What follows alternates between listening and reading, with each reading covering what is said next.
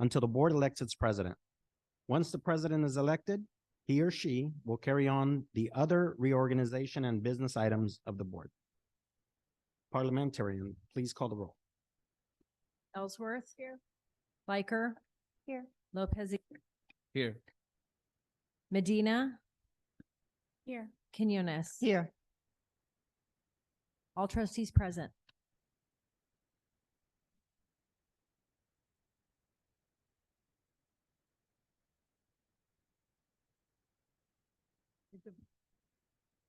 Pledge of Allegiance. Grand Pledge. All right, please join me in the Pledge of Allegiance.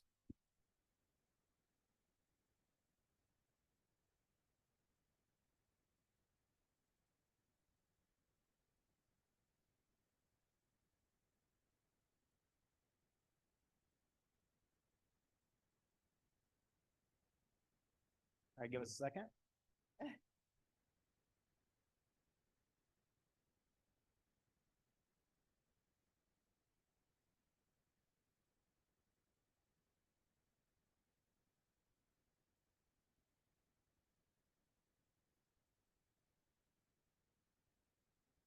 Tom's got it.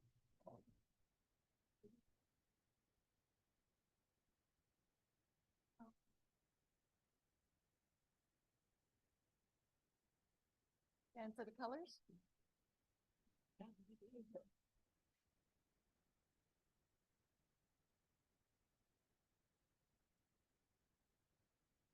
All right, other duties as assigned. Yep.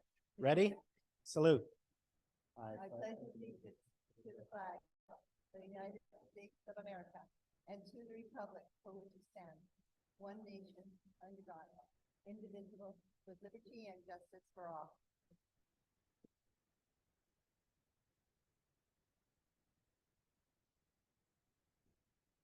Next, we have the organization of the Board of Trustees. Do we have a motion for the nomination of the president? I nominate Cheryl Quinones for president. Do we have a second? Second.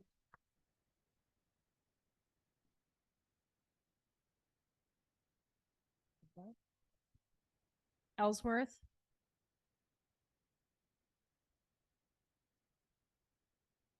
Aye. Liker. Yes. Lopez Aguino.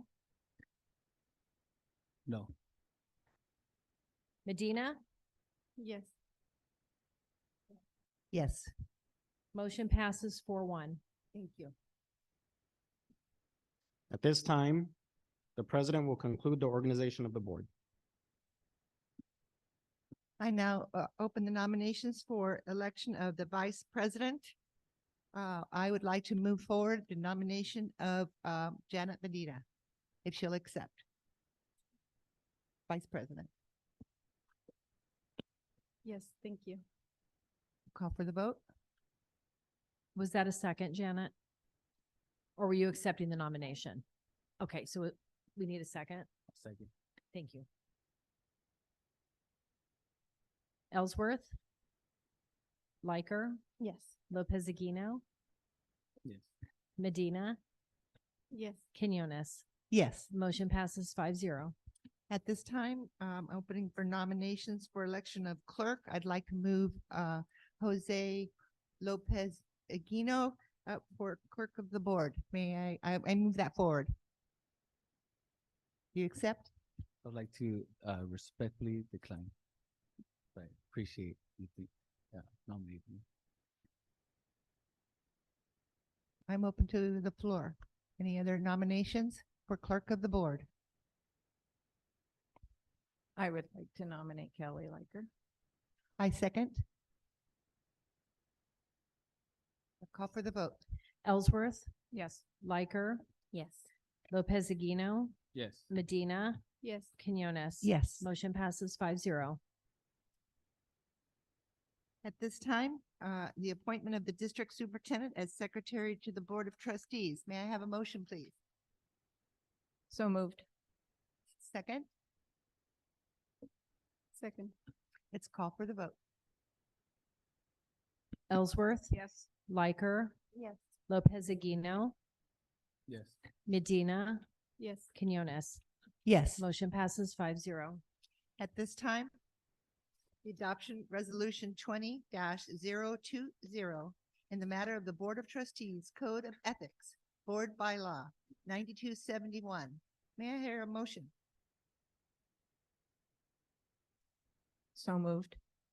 May I hear a second? Second. Please call for the vote. Ellsworth. Yes. Liker. Yes. Lopez Aguino. Yes. Medina.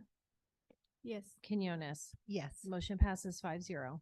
Thank you so much for your help, Ms. Cooper. And at this time, board and public, we're going to take a quick 5-minute intermission so we can reorganize the table and dais. Thank you so much for your patience.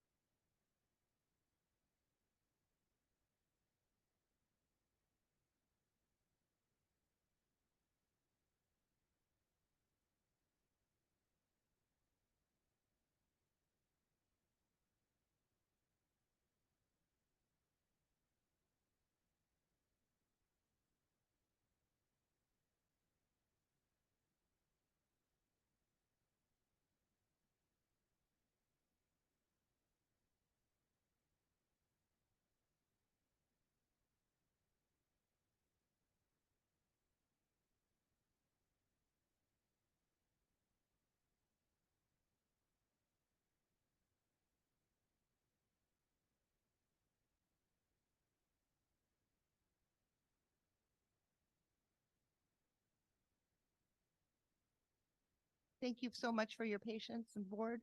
I'd like to reconvene the meeting now. 6:07. Item number three, report of action taken in closed session. Is there any report this evening, new board clerk?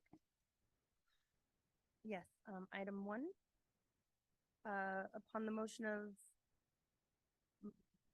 of myself, and seconded by trustee Medina, a vote of 5-0.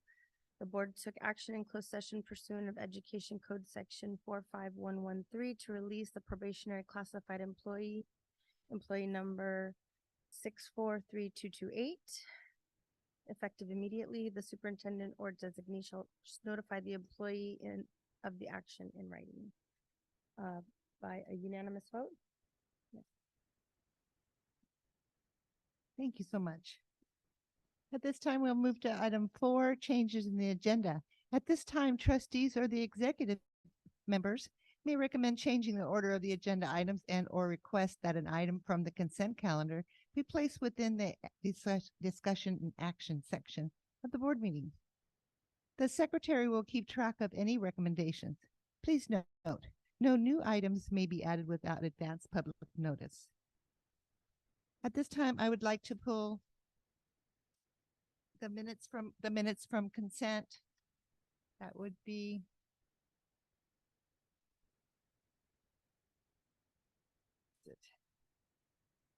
under general functions, K minutes for a discussion. And are there any other changes? And I'll move President- that. President Quinones? Yes. Staff would like to move item J, appointment of principal Mendoza School, to general functions, right before item A. So we would like item J to be the first item in general functions, then followed by the rest of the agenda. Yeah, and my change for the minutes would be last on that list for everybody's information. After E, uh-huh. Okay. So. Where are we here?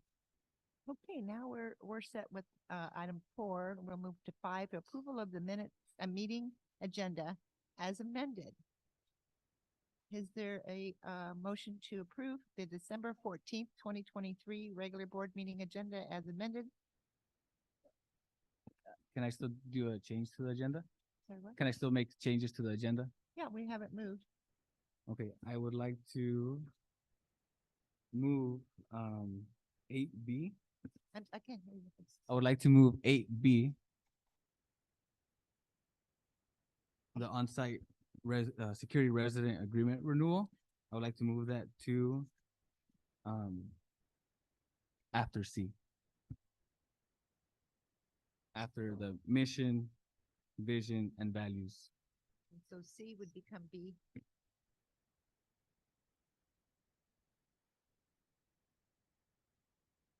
Okay, is there any other changes?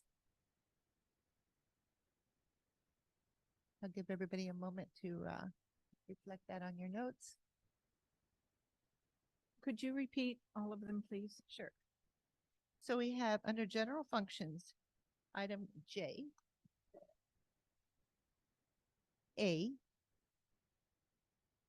C, B,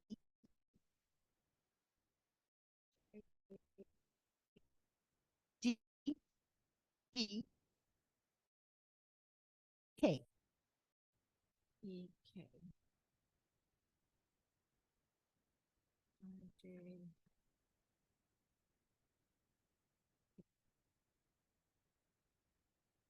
Thank you. You're welcome. Okay. Yeah, good. Okay, I move the agenda as amended forward for the December 14th, 2023. Do we have a second? Second? Any further discussion? Let's call for the vote, please. Ellsworth, Yes. Biker, Yes. Lopez Aguino, Yes. Medina, Yes. Quinones. Yes. Motion passes 5-0. Thank you. We'll move to item 6, communication to the Board of Trustees, a 5-minute limit per group. Our first group up is our wonderful South Bay PTA Council. Welcome.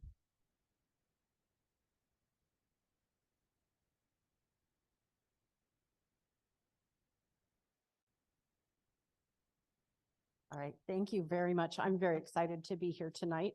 Good evening, President Quinones, board members, Superintendent Espinosa, and community members. Our membership is 1,310 members this year. That's almost double what we had previously, so I'm very excited. PTA has been out in full force hosting celebrations throughout our district with a variety of programs. Bayside established a giving tree box to collect gently used clothing and shoes for our students who may need a little help, similar to a clothing room like schools used to have back in the day. Barry hosted a book fair. Central had a very fun winter festival with crafts and food. It was very well attended. There was so many people. IB hosted a book fair. And I want to highlight a special visitor to our book fair, Trustee Ellsworth. She was extraordinarily generous. She was shopping for the VIP gifts and happened to be there when a kindergarten class was there and purchased a book for every student who did not have money to purchase a book. So thank you so much for your generosity. I really appreciate it. And I know they did too. IB also had their very first ever bingo all the way. Santa got to come and visit the kids and they got to have a picture with him. And the PTA provided cool prizes. They had the hats with the things that flip up and down. I wanted one of those so bad. I was their bingo caller. So we had a good time. Sunny Slope hosted their very first movie night. That was really well attended as well. I've been helping out at a lot of these events, so I get to see how many people are there, and it was packed. They gave away light up Santa hats to the kids when they first got there, so it was very well attended. Oneonta is having a winter performance tomorrow where students will be singing. Mendoza had a winter wonderland dance last night, and children will be performing tomorrow morning. Our council met with the Kiwanis this afternoon regarding their literacy program, and we will update you in January as to that program. And thank you very much for your attention.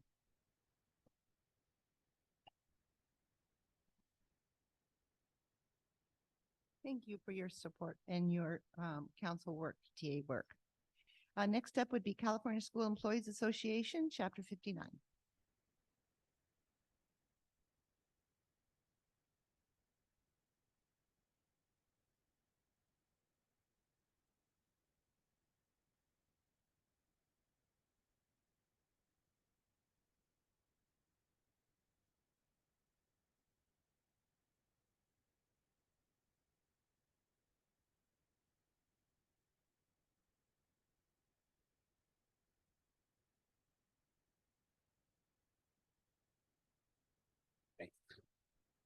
Good evening, board members and Superintendent Espinoza. Classified certificated members and public in attendance. This greeting is filled with well wishes, health, and prosperity for all. And today I had time to reflect on things this year brought. Happiness, sadness, joy. Why? For some, there is a job to go to every day. For some others, they are struggling to find and hold one. People from other parts of the country tell us, you are lucky to live in San Diego, California. But do we feel lucky? Do we realize that we live in the most expensive city in the United States of America? If some don't realize it, they are feeling it. For sure, they are feeling it. The income and wages are no match for the cost of living in this city. Paying rent, mortgage, buying groceries to feed your family, your daily supplies has become an extremely difficult and challenging to be able to do it. Our negotiations with our district concluded recently. We set up our minds from the get-go to concentrate with this negotiation with a very important thing. And that was employee retention. We set up to make our negotiation attractive to convince our classified members to stay and work at South Bay Union. Our members are looking at private companies like food workers that offer a good salary and benefits for people that want that opportunity. Companies like UPS are offering $40 per hour. Amazon is offering $35 per hour plus benefit packages.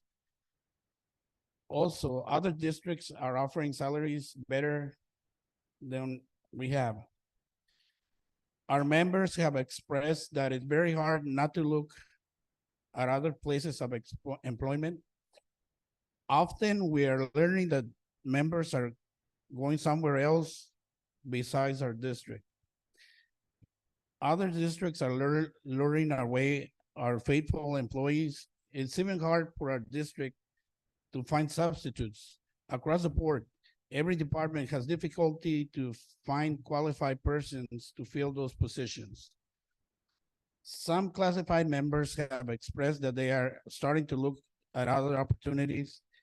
They have shared that they want to stay, but they have to provide for their families the best way they can.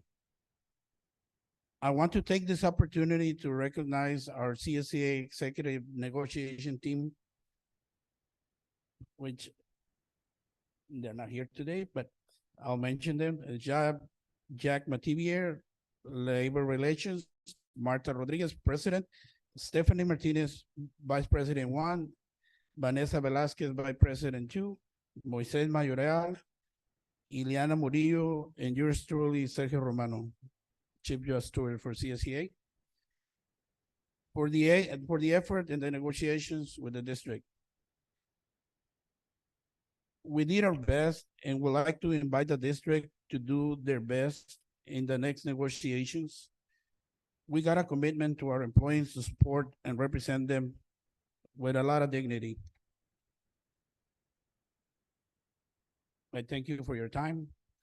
I wish you a Merry Christmas and Happy Holidays.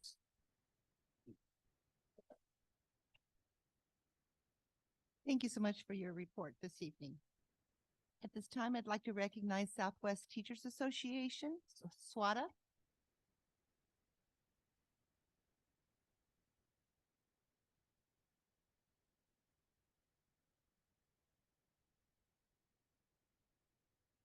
Seeing none, I turn the dial now to our district superintendent. Thank you, Superintendent.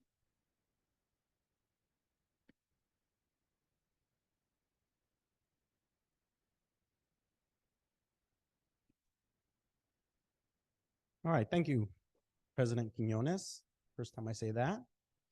I would like to start just with kind of the way I started the beginning of the year, since this is our last meeting, with a little bit of gratitude. I want to first thank our board. I know that often they're sitting up here calm, cool, and collected, but all the work that they do behind the scenes often goes unseen because it's behind the scenes. I want to thank them for their commitment to learning. The majority of our board this year signed up and took the Masters in Governance courses. And that was long Saturdays, all day, learning for the purpose of becoming a better team. And I think they need to be applauded for that. They also went to CSBA. And, you know, when we think about that, we say, oh, they went to a conference. Okay, great. But many of our board members have to make special arrangements with their families, with their jobs, in order to be able to do that. And when they do that, they stay up on current events that are happening throughout education, so that when we're discussing hot topics or different items that are impacting our district, like salaries, like staffing, you know, especially around special education, those hard to fill positions, then the board kind of gets a whole view of the state and realizes that, yes, a lot of people are dealing with these same issues. So again, our board should be applauded for that. They have made a really strong commitment to be a really effective team. And that's why they continue this training. I know some of them often are watching, you know, trainings online, which again, takes up a lot of time. And they're doing all that because they've made a strong commitment to be a very effective board that can make tough decisions in a really, really difficult time in education. So again, our board should be applauded. But in addition to that, our board has made a commitment to ensure that our staff, from every single person, you know, from our bus drivers to custodians, to our teachers, to our principals, to the superintendent, our board has made a commitment to be highly competitive in those areas. That commitment led to over a $20 million investment in salaries and benefits for every single employee in our district.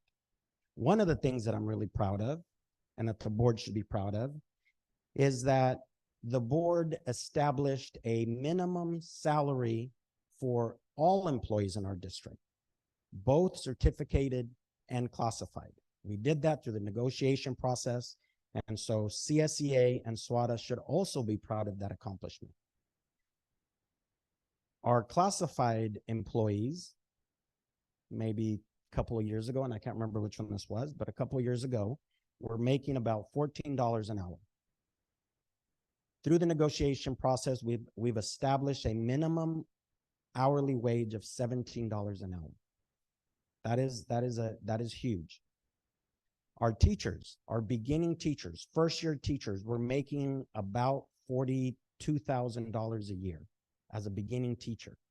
Through the negotiation process, our beginning teachers are now making about $64,000 a year.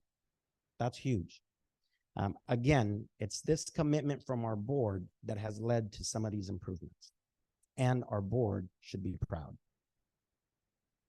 I also want to thank our staff. Team South Bay Union School District. I continue to go around the district, across the district, and meet with anybody that will meet with me and talk to anybody that's willing to talk so that we can talk about the employee experience here in South Bay. And I'm always amazed at the commitment, at the hard work, and the willingness of every single staff person to have those difficult conversations with me, because I know those difficult conversations are going to lead to an improved sense of trust between our district management team and the rest of our staff. Last, I am grateful for the opportunity that our district has to really redefine ourselves as a district, to create a district that is a great place to learn, teach, and work. The work ahead of us is difficult. Not going to sit up here and say, it's all peaches and cream. It's not. We have some really tough decisions to make, but I believe that when we make those tough decisions, we are going to be a better place for students to come learn and for our staff to come teach and to come work. So thank you very much. At this time, I would like to ask Trustee Ellsworth to join me at the podium.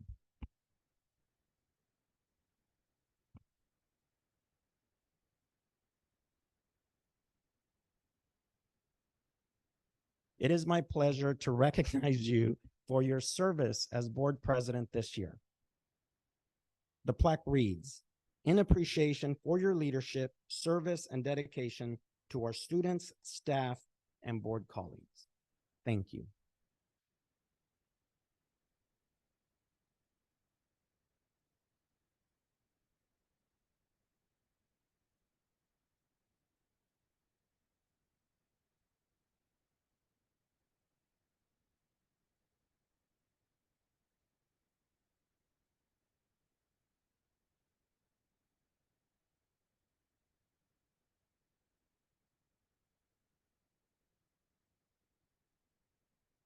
Thank you so much, Superintendent, for your comments and recognition of our past president, Ellsworth. Thank you.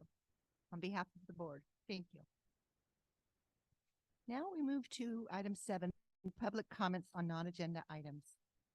Public comments. The board will take no action or discussion on any item not appearing on the posted agenda except as authorized by law. Individual speakers are allowed 3 minutes to address the board on each non-agenda item. Speakers are not permitted to yield their time to another person. The board limits the total time for public input on each item to 20 minutes. At this time, I'd like to request Ms. Cooper, if we have any public comments at this time.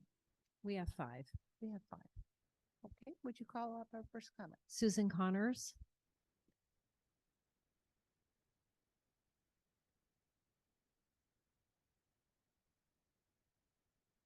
Okay, this time I'm changing hats. So PTA is coming off. Snowman is on my head now. I too am here for gratefulness and appreciation to thank our board members, Melanie Ellsworth and Kelly Likert, for their support of our Community Snowman program. If you don't know what the Community Snowman program is, and many of you do because I see some of our sponsors out in the audience, it's some retired district employees who get together and help families in need at Christmas time. So all donations stay within our school district and our children benefit from them. This year, because bless her heart, Miranda can never say no, we were starting out, we were doing 31 families, and we ended up with 47 families, 105 children in our district were helped this year. It's a wonderful program where the families receive a large amount of food that's donated from the Nestor Methodist Church. And the parents give us a wish list, and our sponsors try to fulfill those wishes for the students. And then we also provide a gift card for groceries, usually a Vons card. And the church also provides gift cards for them as well. So it's a wonderful program. I'm really blessed to be part of it, and I truly appreciate your help and sponsorship with us this year. So just thank you.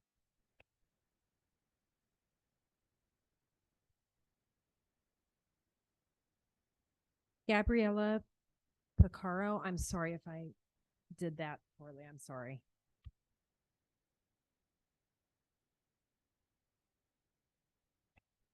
Good evening. My name is Gabriella. I am a parent to a child at the Mendoza Elementary Special Education Program. I'm here to discuss the program, or actually lack of special education program at that school. My son has been on his 5th school year. Out of those 5, the past 3 have had no teacher or multiple teachers. Today he's at his 4th teacher, he repeated 2nd grade, now on 3rd grade, because of the lack of education, communication, from the school itself. So I recently had him assessed for a behavioral functional assessment, and that is where I became aware that none of the items listed on his IEP have been addressed by the school. None of the resources signed by the school that would be provided have been provided. In that meeting, we realized that my son's progress has not made any, and the response I received from the school was, "You're more than welcome to file due process." So I'm here to plead that something is to be done with the special education program there. Our children have not received any resources, any commitment in that school at all, and there's multiple parents out here with the same problem. Whether it is communication that they're not going to receive someone qualified for that position, whether it's going to be placing them in another school in the area and providing the transportation, but really what it is now is making up for the lost time that our children did not receive that education. So I'm here to request tutors for our children, placement for our children, and a commitment that this district is going to do something about this, because he is now on the 3rd year of multiple teachers. Thank you. District Superintendent, could you follow up with the parent? The district superintendent will follow up with you, ma'am. Rosie Orico.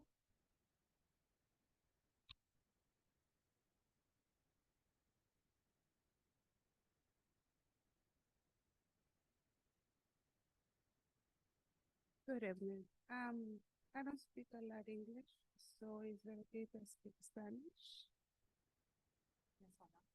Gracias. Muy buenas tardes, mi nombre es Rocío Rico, soy mamá de Eiren Alcántar. Atiende en la escuela Mendoza de educación especial. Mi hijo en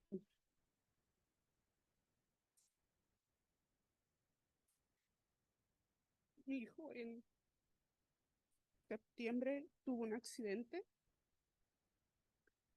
Se quebró su brazo porque no hubo supervisión ni de maestro ni de asistente. Y yo hablé al distrito para que me dieran una respuesta de lo sucedido. Hasta la fecha no me han llamado para atrás. Me dijeron que iban a ver cámaras para ver si había algo sobre el accidente. Mi hijo fue sometido a cirugía.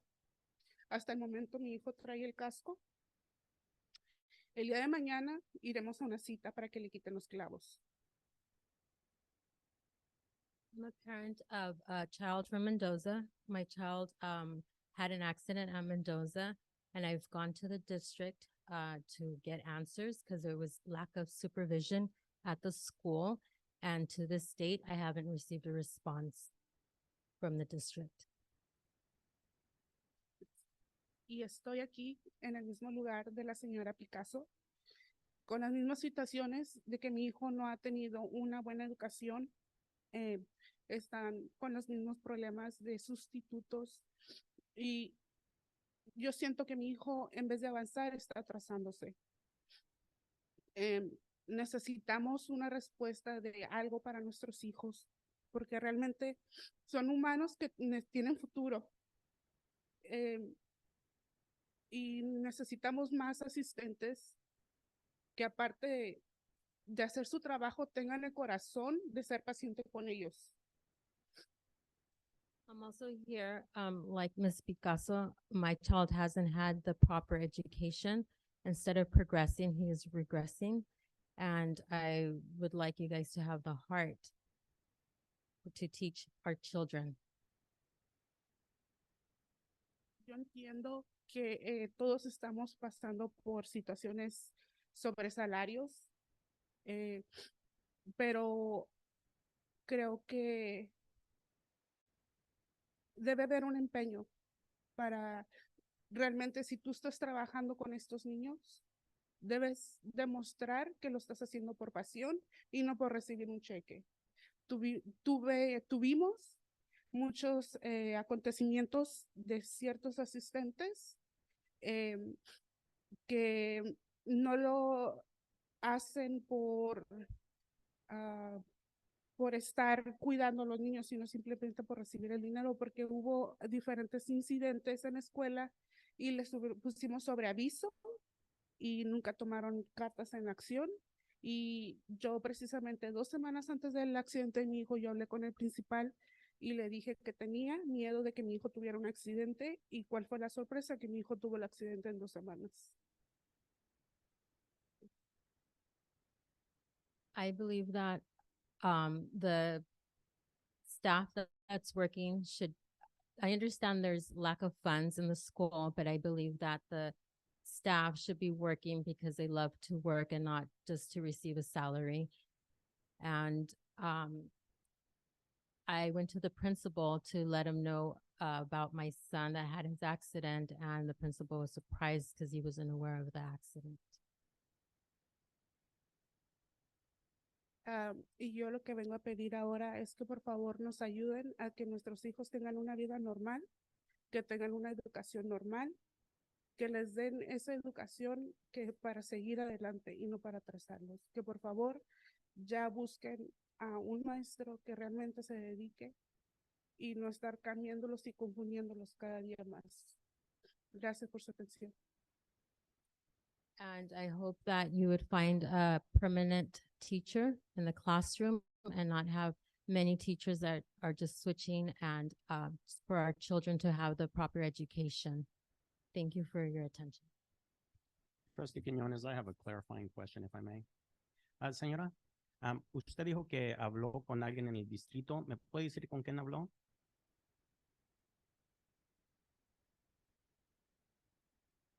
Ok, gracias.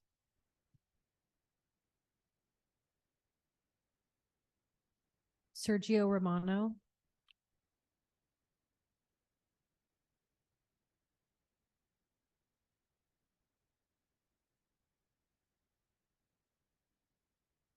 Okay, thank you. Christopher Kinnison.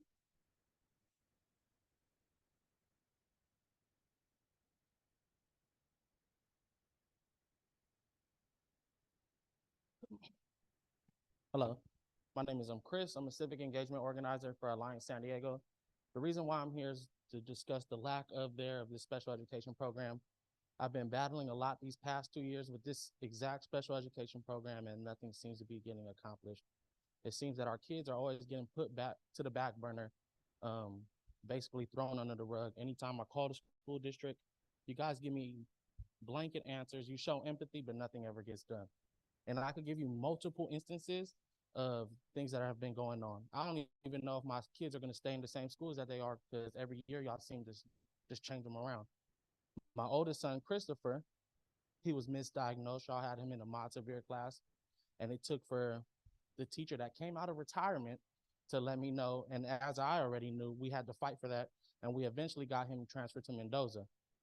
Last year it was okay, because when he was here at Imperial Beach Charter, they had no teacher, and then now this year at Mendoza, it's the same thing. I wasn't even notified that the teacher even quit. Her son was hurt. Going back to my other son, Wilfredo, when he was in summer school, I used to call the district. I'm saying, where's his one-on-one aid? That entire summer school, he did not have his one-on-one aid. I would drop him off at school. It would be with the normal aides that watch all the kids, but he's supposed to have a one-on-one aid strictly to him. I would sit there in my car and watch him by himself every single day. Then last year as well, with one of y'all substitutes, wherever y'all get them from, she put her hands on my son. She pulled his hair and yanked him. I went to the police. We went to the school district. Nothing has been done. I've talked to multiple past teachers. I already know they tell me the same thing, that, yeah, this is a lawsuit waiting to happen. Just like I know last year, a parent settled with the school district for the same exact thing. So I'm here to let y'all know that y'all need to do something about this. And I'm going to be here every single day. I do work in the city. I go to city council. I go to board of supervisor meetings. My organization works from Imperial Beach all the way up to North County. Alliance San Diego is very known. So I'm going to be here even more because I got to speak for my kids. Because my youngest son, he's nonverbal. So I gotta be here for him. I gotta speak for him because this don't even feel like a school. It feels like a daycare to me. I drop them off every single day, don't know what's going on. In the parent teacher conference before my at Mendoza, before my son Christopher teacher quit, I said, how's things going on this year? She said that her class is missing curriculum. How am I barely finding out that her class is missing so much curriculum and it's 5 months into the school year? I understand that, yes, there's a shortage in teaching. Y'all say the same thing. Yeah, we post ads. We can't make people apply. We can't make people do X, Y, and Z. But when you go to a hospital and they're short of staff, they still get stuff done. This is y'all civic duty to do something about it. Yeah, y'all hear me? We're not going to talk about this today, but I promise you, eventually this will be an agenda item. And I will be here again and again and again, every single meeting saying the same thing until it is on the agenda. Thank you.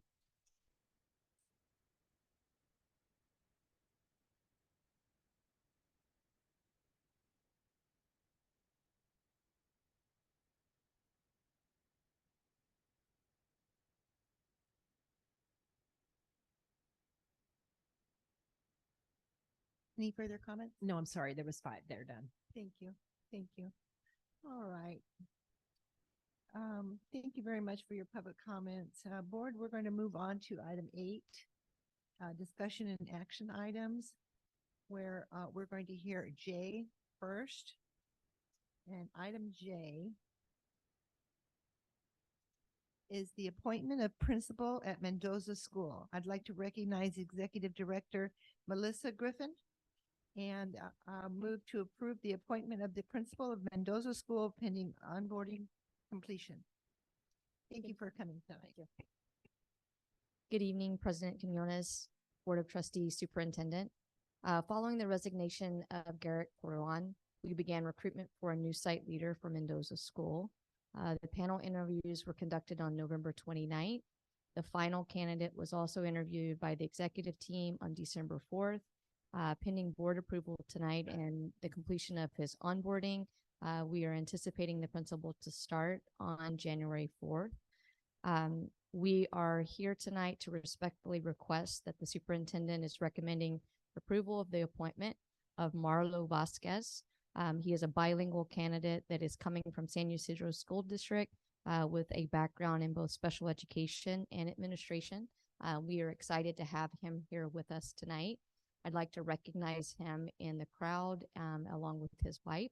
He will join me once we call for the vote here at the podium and also talk a little bit about his background and his new appointment depending on our vote tonight. So respectfully requesting that we approve the appointment of the principalship for Marlo Vasquez at Mendoza School.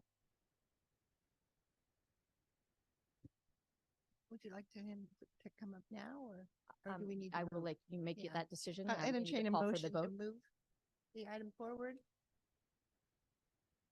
I move to move the item forward. Second, Second. second. Good. Any discussion? Thank you for your work. Thank you for bringing this forward on our agenda this evening. And at this time, we'll call for the vote. Ellsworth, Liker. Yes. Lopez Aguino, Yes. Medina, Yes. Quinones. Yes. Motion passes 5-0.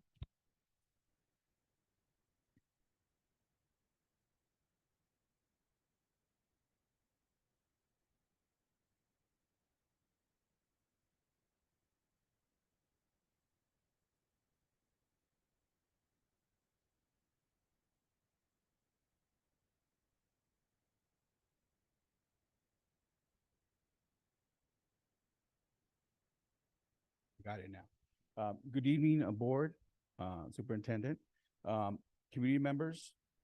Thank you very much. I want to express on the theme today, a recurring theme was gratitude. I want to express a very sincere thank you for this opportunity to lead Mendoza. Parents, I want to share, they kind of talked about it. I do come with over 20 years experience as a special education teacher. And I look forward to meeting all of you and discussing some of our challenges at Mendoza. And rest assured that I worked in different settings, from a resource specialist to a mama teacher, special ed class teacher, and I even worked in an ED program. So I'm well versed in different settings and the needs and complexities of those students and the population. I look forward to having those meetings so we can discuss our challenges and move forward and really work on better outcomes for our students. So I do want to mention that. I wasn't expecting to hear all of the challenges that we're facing at Mendoza, but I'm glad because it makes me better aware of what our needs are. So thank you for coming up and advocating for your children. That's important, and you will get that support at Mendoza from this day forward. Okay. So with that being said, I just felt like I had to address it when I was hearing everything today, and thank you for this opportunity and this challenge, and I can't wait to start getting to work on the 4th. So thank you very much, everybody. I hope you guys have a very happy holiday and a very happy and safe new year. Thank you.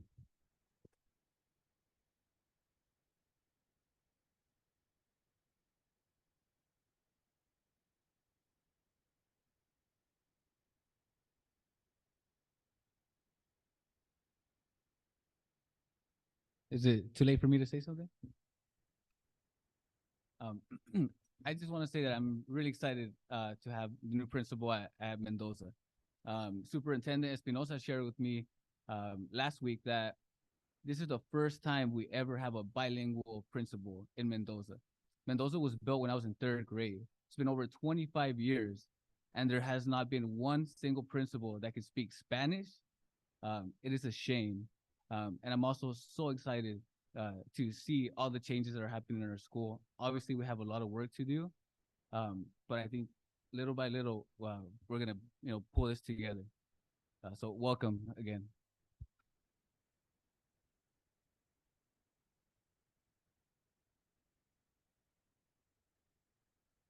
Well, on behalf of the board, we welcome you to South Bay Union School District, the best little school district in the whole state of California.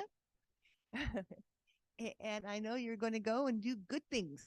So we look forward to seeing you again in your school reports and hearing all about Mendoza and the happiness that you will bring to that work site. So thank you so much on the behalf of students at Mendoza for saying yes. Thank you, Superintendent.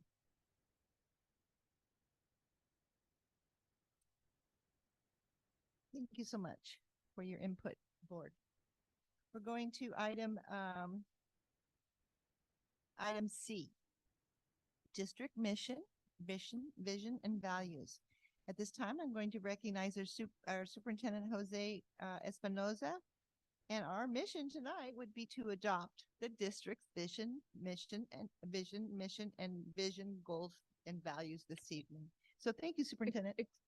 Excuse me, I believe we need to address A first before C. Oh, Thank you for that. I Thank know you. it happens, so no worries. So thank you. Pardon me, everyone. Pardon me, board. We're going to go to item A, multi-district litigation. I want to recognize our superintendent again, who will introduce Christina. I'm going to butcher that last name. There you go. From the Fraz Law Group for a presentation on the multi-district litigation related to social media companies and approve the joining this litigation. Thank you for coming this evening. I got that. Hi, everyone. My name is Christina Gazarian. I'm an attorney at France Law Group. So I'm here today to talk to you about the social media litigation. So our firm currently represents 800 districts across the nation and 100 in California.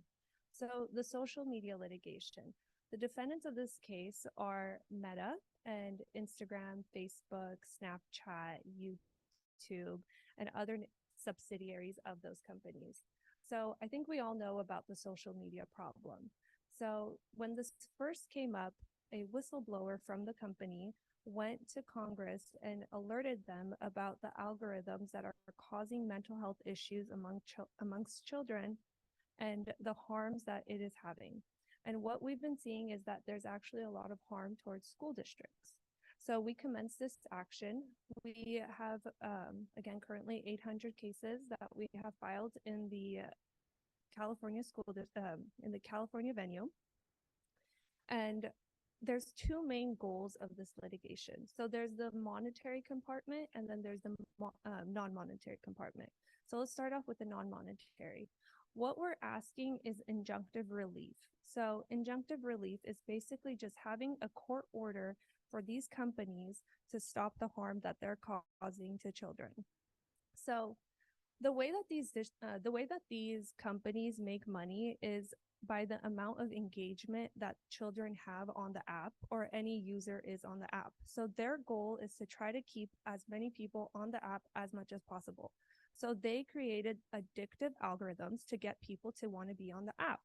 So we want injunctive relief to get them to change their algorithm because we know from the whistleblowers that they do have that potential. They can make everyone not addicted.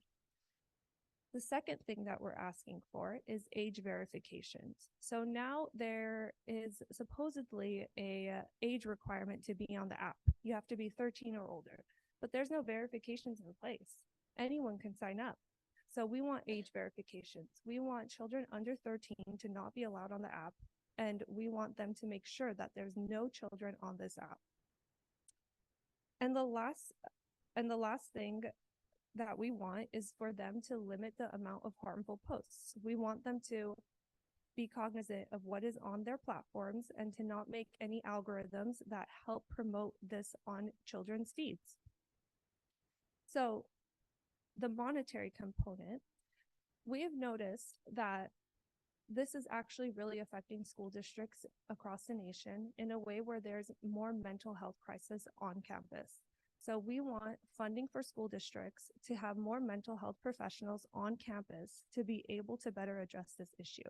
So if a student comes to you with a mental health issue, we want there to be an opportunity for the school district to be able to combat that mental health issue. Another thing that we want is we want these platforms to have a school district representative at each platform. A story that we've actually heard is there was a case where two children were posting. One of them was posted and the school district got involved because the parent was trying to make the school district have this platform take down this post. So the school district was trying to call Instagram, trying to get this post down, but there was no one there. No one was picking up the phone. This post was still on there. So what we want is we want there to be someone who's going to be available to school districts if there's a threat, if there's a post that's causing harm on campus and taking away your resources from being able to help education. Instead, you have to spend your time worrying about this. So that's another thing that we want. So a common question that we get is how much of a time commitment is this going to be from a school district? So there's not too much of a time commitment there. We estimate about 3 to 5 hours.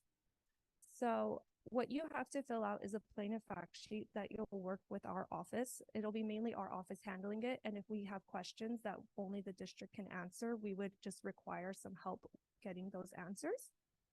So it's not too much of a time commitment. And another common question that we get is the cost. What would it cost the school district? We work on a contingency fee basis, so it would not cost the school district anything. We will front the costs of the filing of the case and anything that goes on with it. So, and we only charge a 25% fee. And that's pretty much it, but I have time for questions. No questions? What does the 25% fee look like? For the attorney's fees? So it would just be the amount of fees that we take from the entire litigation. So the difference between this litigation, so this is a multi-district litigation, meaning that it's a mass action instead of a class action. So a class action is actually whenever there is, it's similar in that we have the same set of facts and we have the same sort of damages as the other school districts. But instead of a class action having one lump sum verdict that is given to the school districts and it's divided amongst each and every school district, each school district is allocated a separate amount. So because of that, every district, depending on a certain set of criteria, and we'll get to that once we reach settlement to know exactly what the school district will get. But whenever we had the previous litigation, we've noticed that it was the amount of schools in the district, the amount of students in the district, and different criteria that they take into place. So we don't have the exact number of what the settlement would be, but we do charge a reduced contingency fee basis. So we know that some other firms charge up to 40%, but we're at 25. Thank you so much for the additional information. You're welcome. Thank you for coming this evening. Thank you, Superintendent. So at this time, I'll entertain a motion to accept the multi-tier litigation related to social media companies and approve the joining in this litigation. I would like to make a motion that we approve joining this litigation. Do we have a second? Second. Okay, good. Call for the vote, please. Ellsworth, Yes. Biker, Yes. Lopez Aguino, Yes. Medina, Yes. Quinones. Motion passes 5-0. Thank you. I'm so excited about the next item. I'm sorry I rushed it before you. But it would be our next item up would be item C, District Mission and Vision and Values. Recognize our Superintendent Espinoza at this time. Thank you. Thank you, President Quinones. Earlier, I was highlighting some of the work that our board had taken on, and identifying a district mission, vision, and values was part of that work. As you know, district staff, families, educational partners have all been working on the development of South Bay's new mission, vision, values for the past few months. The board held 2 special board meetings to create draft statements, review input, and develop final drafts. We are respectfully requesting adoption of the final mission, vision, and values. Do we have a motion? Well, okay. I so move. And a second? Second. Any discussion?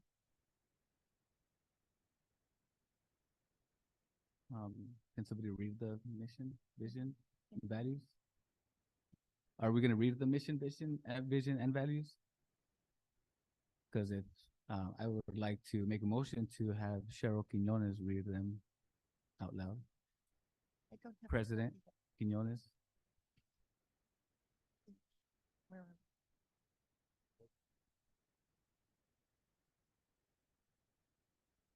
You don't have to make a motion, just request. Thank you so much for your assistance. Our mission statement reads as such.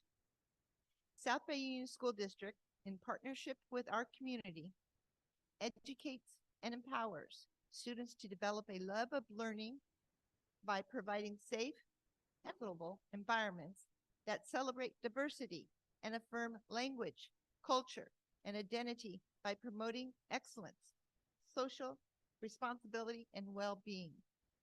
Our vision: South Bay Union School District is the foundation for the community in which students grow academically and socially into responsible members of society. Our values: academic achievement, child-centered, community, equity, high expectations, leadership, and safety. And through this work, the board has spent many hours and received much input at different levels: community, staff, district, and board work. So we come to you as a board and sharing what our mission, our vision, and values are. And we will stand together as a community, as an education system for every child. And based on that, we have a motion and a second. We call for the vote. Ellsworth, Yes. Riker, Yes. Lopez Aguino, Yes. Medina, Quinones. Yes. Motion passes 5-0. Good work, board. Thank you, Superintendent.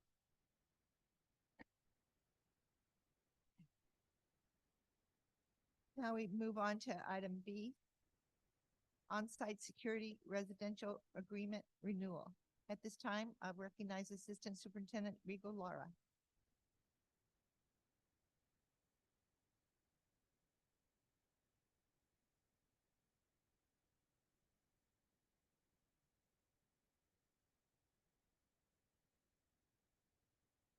Sorry about that.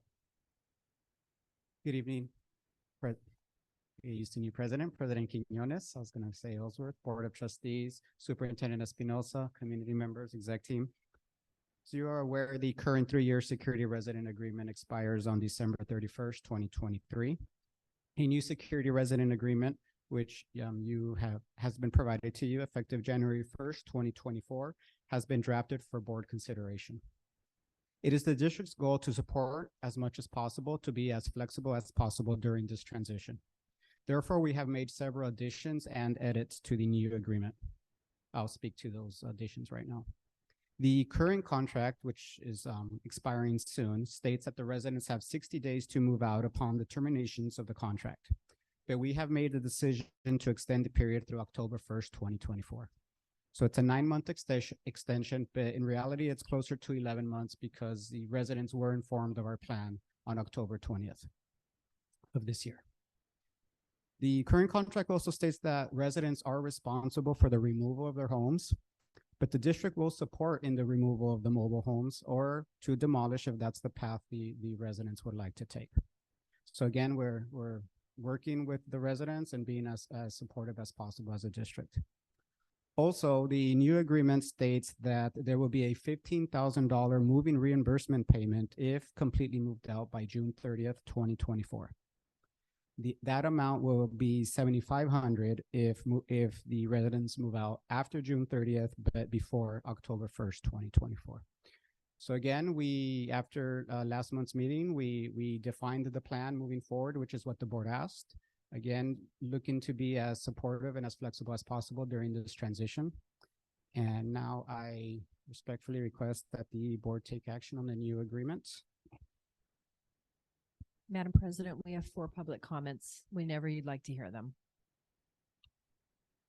Thank you so much for your information that you provided us tonight.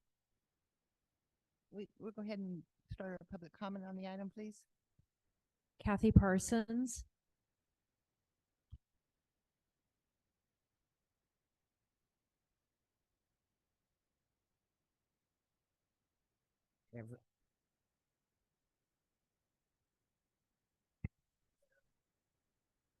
On now. I'm here as my mother is an on-site resident. We've lived at the house for 34 years. This new contract, which remind you, we just saw tonight, my mother and I had a meeting yesterday with the superintendent. Did we get to see the contract? No. So they waited to the last minute to show us. And that's the truth. So we couldn't have anything to really say about it. And as I said, we met at the district office yesterday. We've also asked for more time. In reading over this contract, I see they wanted another $1,000. They've already taken that $1,000. The first contract was to have us out June. Now they're going to give us 3 more months. I had asked any of you, the board members, to please come by. Please go to 370 Cala, which isn't on your paper because, of course, we're not at that side of Westview. We have our own address and our own mailbox and everything. We're at 370 Cala. Come by anytime. Look and see if you think that's a mobile home or a home. It's a home. My mother lives there. My sister, who's a school employee, lives there. And that's another thing on the utilities. Well, the school district takes the utilities out of my sister's check every month. My mom pays property tax. She has her own insurance, which is required by the district. We need more than 9 months to tear a home, and we can't move the home. It's not a mobile home. As I said, drive by it, look at it, see it. It was bought as a manufactured home. And so there's many improvements. We're not even asking for the improvements. The improvements were to make it a home, not a house. So we're looking at trying to get some money back from when she first purchased the manufactured home over 30 years ago. So come on, it's not going to be half the money that it would be today, especially since it's at 370 Cala Street in Imperial Beach. I just would like more time to consider this contract. I think we as residents need a lawyer to look at it also.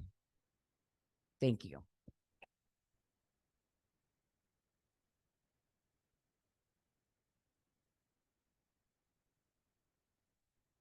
Keith Salisbury.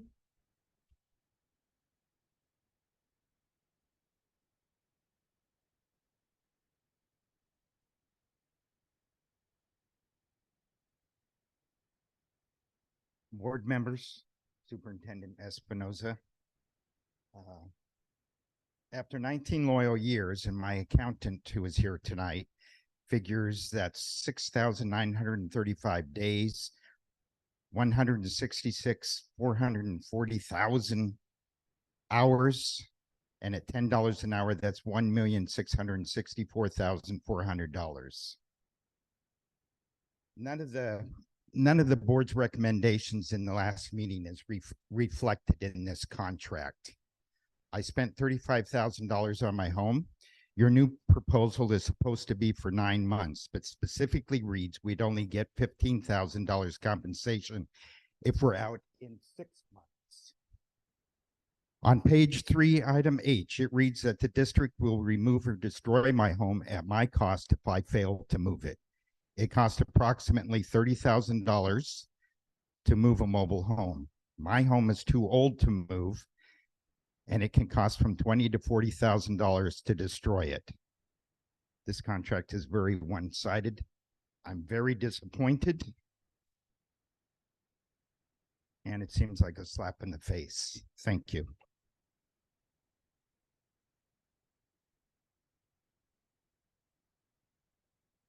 Mary Parsons.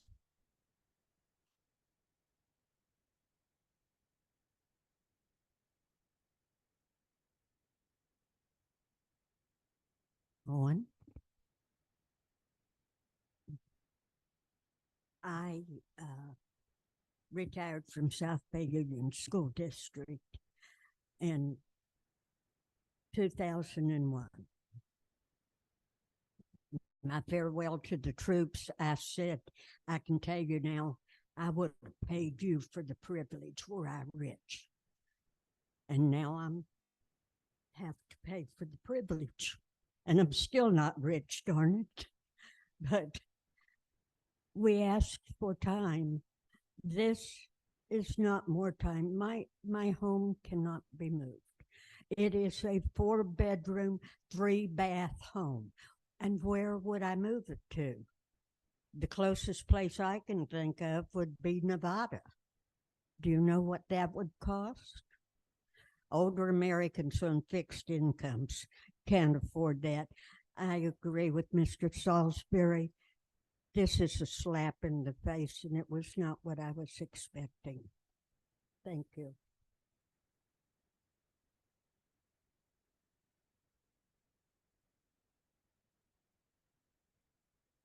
Joanna Tomlinson.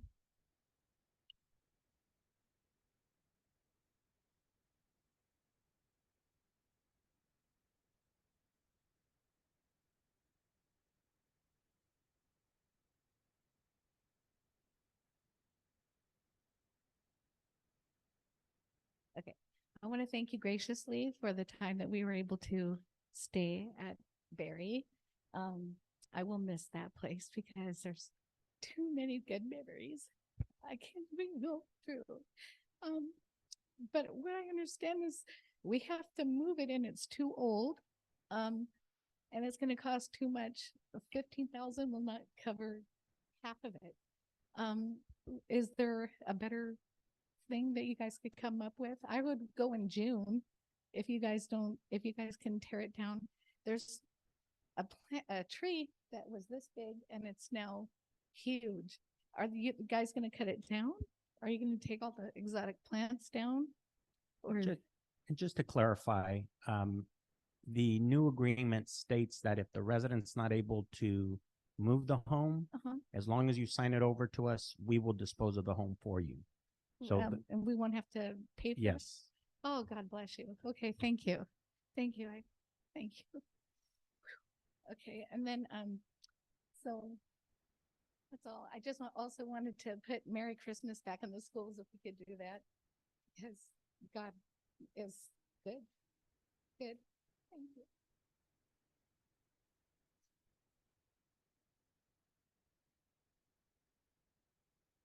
I just received another blue card for this item. Sandra Alvarez.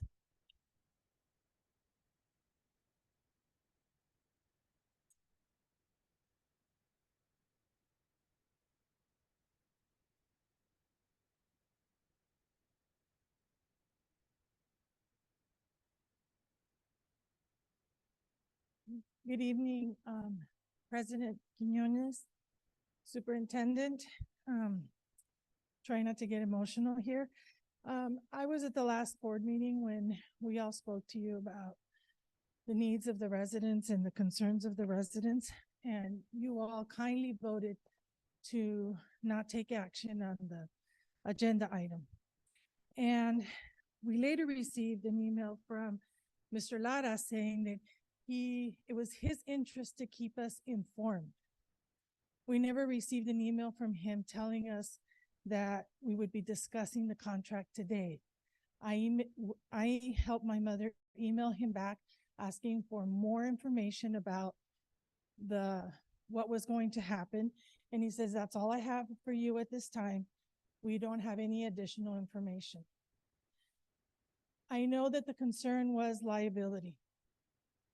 Now, the chances that there will be a lawsuit on behalf of the residents, considering that there haven't been lawsuits in the past, is possible, very unlikely. The concern that, and that could be solved by increasing the recommendation or the amount that should be that the resident should secure insurance for. That was not even discussed. From the last meeting that we had, you requested the board for additional information so that you can better make this decision because you were not in agreement with them throwing out the residents after so many years of service to the school district. I am shocked and surprised and embarrassed even as a staff member of this school district of the small amount of regard that you have for these people. There wasn't any transparency from the last meeting to this meeting. As you can see, not all the residents are here. They were not invited like in the October letter, as Mr. Lara said, that there would be a board meeting to discuss this item. I know that in some of the emails that some of the residents sent, that was shared. But I ask you to please not vote on this contract, to continue to have conversations with the residents.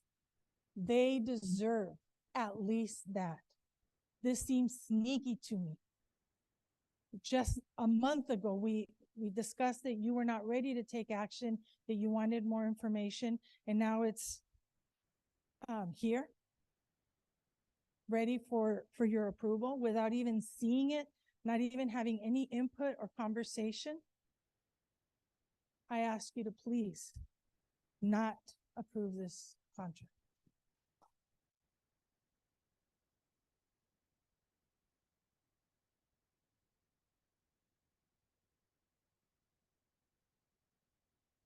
That would be it on public comments.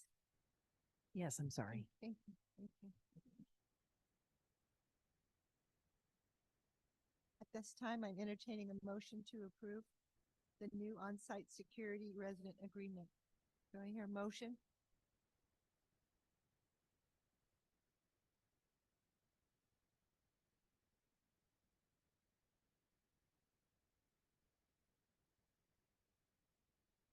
I will make a motion to approve the new on-site security resident agreement. Do we have a second? Second. We have a second. Any discussion? Go ahead. I would like just to say that when I first saw this new contract, for me it was, to be honest, a relief, because in my like day-to-day work, a big part of it is around tenant rights. And every day I hear from residents who are being evicted, seniors, veterans, disabled people, single moms with small children. And in most of those cases, those people get 30 to 60 days to move out. They might get 1 month worth of whatever they're currently paying for rent in order to help them move. And when I saw that we were gonna provide 6 months, $15,000 to help with this transition, I had never seen anything like that. Our county has like the worst tenant protections in the entire state. And I feel like this, what is being presented today is a pretty generous deal. I wish we can do more, but unfortunately, there's only so much that we can do. And we have to take into consideration so many different things. And like, I know for a fact that we're not just gonna let people out on the street. We're gonna continue to work with you all to make sure that we can have the best resolution possible. And I just feel like you shouldn't be mad at us for having to make this decision. You should be mad at, there's like a lot of bigger fish to be mad at, right? We should be talking to our local elected officials about tenant protections, rent control, protections against evictions, right? We're currently sitting here while our government continues to send billions of dollars to kill innocent people in Palestine. Okay? There's innocent children being murdered, schools, hospitals that are being bombed. And it's our tax money. It's your tax money that is being spent. But it should be I'm being going to spent call here. for the question. I'm sorry, Trustee Ellsworth. Continue. Okay, so this is a very frustrating, and like, we should all be mad. How is it that a veteran is in this situation, right? After serving all this time, risking your life for this country. Like, we ask you to join us and like calling on our government to change things, to prioritize teachers, right? We don't have money for schools. We don't have money for housing. We don't have money for healthcare, but we have money to continue to fund wars all over the world.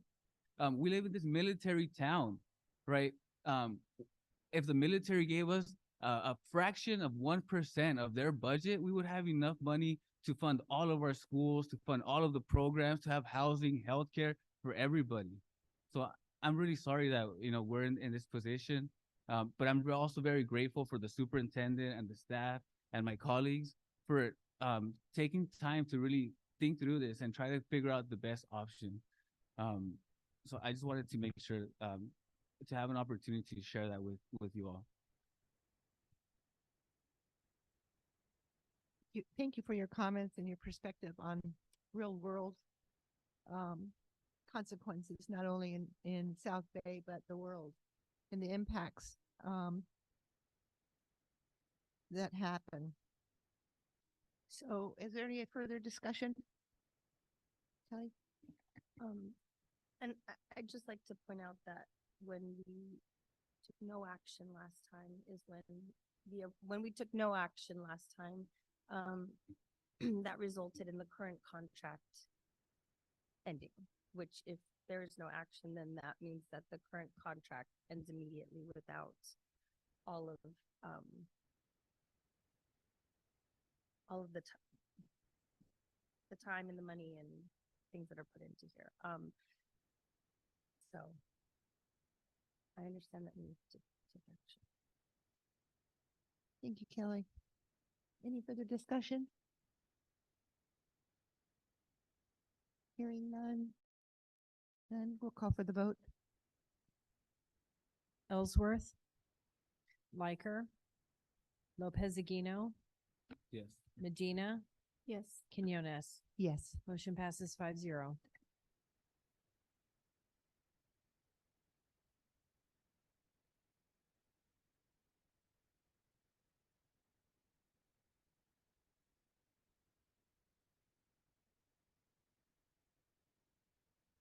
This time we'll move to item D, 2024 Board of Trustees meeting dates. I'd like to recognize our superintendent.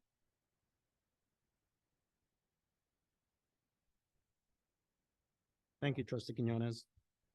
As part of its annual organizational meeting, the board approves a schedule of meetings for the coming year. We are recommending that the 2024 regular board meetings continue in Burris Auditorium and continue to be live streamed. As in the past, special meetings may be called as necessary. As detailed in the board item, there are dates that conflict with association meetings. However, due to compliance-related timelines and staff availability, these dates cannot be rescheduled. It is respectfully requested that the board approve the 2024 Board of Trustees meeting dates. Do we have a motion?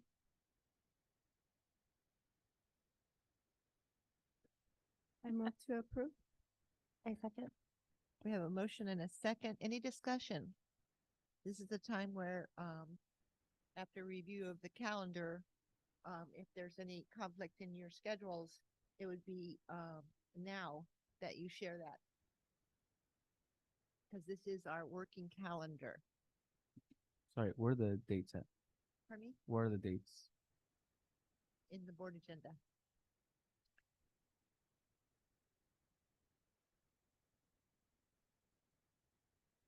I checked my dates. It's on my calendar.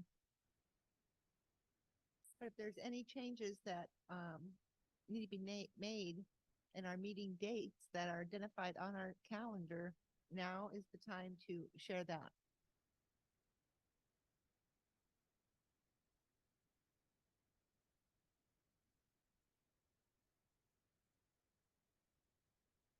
I just have one request. I see that the May meeting is on May 2nd, which is my birthday. As long as people sing happy birthday for me, I'm totally fine with having the meeting that day. In Spanish too, okay?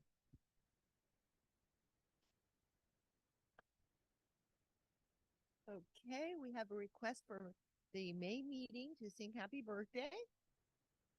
Any other further requests? I'll have to note that in the minutes, so we'll remember in May. Any further? I'm just gonna throw this out there just in case it works. And Nestor Mariachi Band, they have mariachi, You're really asking for it now. May 2nd, save the date. Okay, we're ready. We ready, team? We ready for team? Ready, team? Okay, we'll call for the vote. Ellsworth? Sure. Liker? Yes. Lopez Aguino? Yes. Medina? Yes. Quinones? Yes. Motion passes 5-0. All right. On our agenda, item E would be the appointment of the board subcommittee. I'd like to recognize our superintendent at this time, and we're going to appoint 2 board members to serve on the governance documents subcommittee this evening. Thank you, President Quinones. The district regularly has board policies, administrative regulations, and board bylaws that require updating. To increase the efficiency of this process, the board established a subcommittee in March 2023 to review governance documents for referral to the board for final reading. Each year, during its organizational meeting, the board is asked to appoint members to the subcommittee. It is respectfully requested that the board appoint 2 board members to serve on the subcommittee for 2024. Thank you, Superintendent. Do we have a motion? Can I appoint trustee Ellsworth? Oh, we need to move the item. I'll move. Okay. Second? Second. We have a motion and a second. Any discussion? I guess we have a nomination for an appointment. Go ahead, trustee. I would like to appoint trustee Ellsworth. Do you accept that appointment? Yes. Any other suggestion? We have to have a second person in there too. So I would really appreciate somebody other than the really experienced people so that we can start learning some more. Okay, volunteers? I'd like to nominate trustee or Vice President Medina. You accept that? All Very right. Good. So it's trustee Ellsworth and Medina for our 24 calendar year. And just to give a little background, this is the first year that we've had a subcommittee such as the policy review. And trustee Ellsworth and myself sat on that committee, and we met like 3 or 4 times. And so it's great work and governance work, and you learn a lot while you're doing it. So good luck to you both, and come back to us with a report. Thank you. And on that, we have a first and a second, and we call for the vote. Ellsworth? Liker? Yes. Lopez Aguino? Yes. Medina? Yes. Quinones? Yes. Motion passes Congratulations. 5-0. All right, I pulled item K, the minutes. I would like the minutes to reflect the superintendent's words after, I believe it was,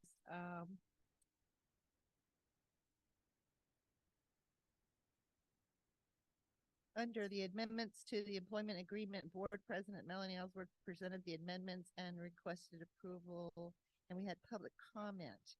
But there was also a comment from our superintendent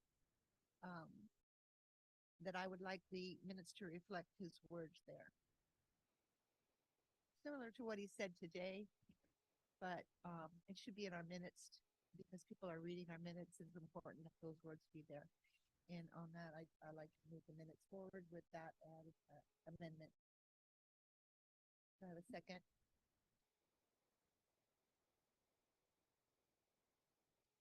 President Quinones, I just wanted to clarify that on the minutes are really intended to summarize what happened during the meeting.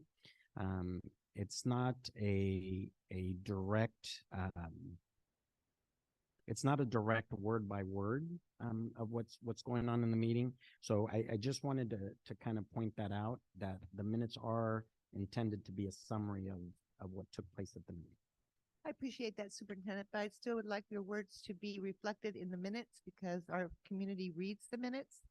And if they don't hear you in the minutes, then it goes in a different way. And I want the communication to be clear.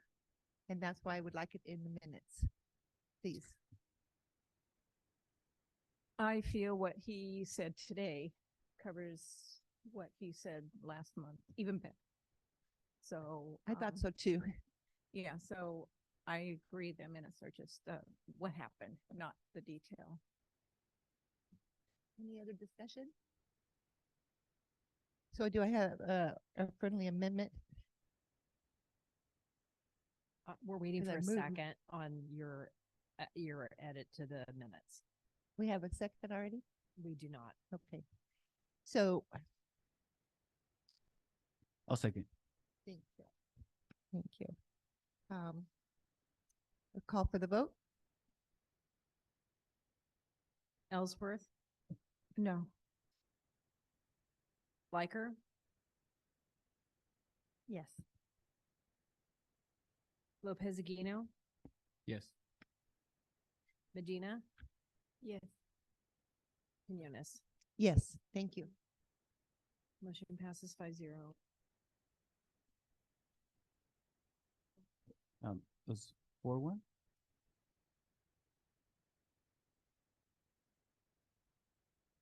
Okay, we're moving on to educational leadership. Item F, 2021-2024 LCAP update, and recognize Assistant Superintendent Pamela Riker Montiel for an update on our new 2024-2027, wow, LCAP template. Thank you. Good evening, President Quinones, Superintendent Espinosa, Board of Trustees, and community. I do bring before you an update. I'm not doing the interim financial report. I draw the line there. Yeah. All right. So just as a refresher, we are in year 3 of a 3-year LCAP, which means we are getting ready for that new template. These are our current goals, our goal 1, goal 2, and goal 3, along with their action steps.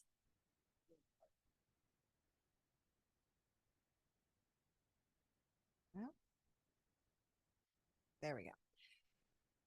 I just want to double check. Nope, I think clicker doesn't seem to be there we go. Okay. All right. So we do have a new LCAP template. It was approved by the CDE in November. So this past November. And there are 2 documents. So there will be an annual update requirement, and this is a separate document, but it is similar to the format in the current LCAP. And this is where we look at each goal. So we currently have 3 goals. So in the goal analysis, then we will complete an analysis of how the goal was carried out in the previous year. And I recall standing before you when we were adopting the LCAP, where I spoke to those sections where we have to discuss what were material differences between what was budgeted and what was spent, and where there were substantive differences. So again, what did we say we were going to do? What did we actually do, and why? What did we say we were going to spend? What did we actually spend, and why? So the difference is simply that because we're going into a new LCAP, they're not going to have us do that annual goal analysis in the new template. It's going to be a standalone document so that when we move into the second year of the new template, we'll do the analysis within that template, and this will just go away. right? So that it's not going to carry forward. That is why it's going to be a separate document. Not unlike the content, not unlike what we do now, but a separate document. So that's one. So you will be approving 2 documents that first year.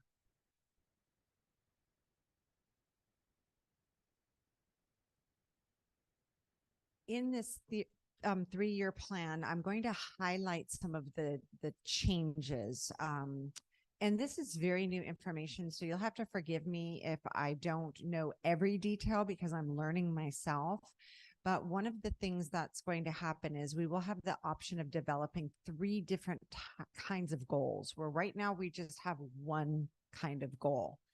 In the new template, we will be able to choose whether we want to have a focus goal, which is relatively more concentrated in scope and may focus on fewer number of metrics.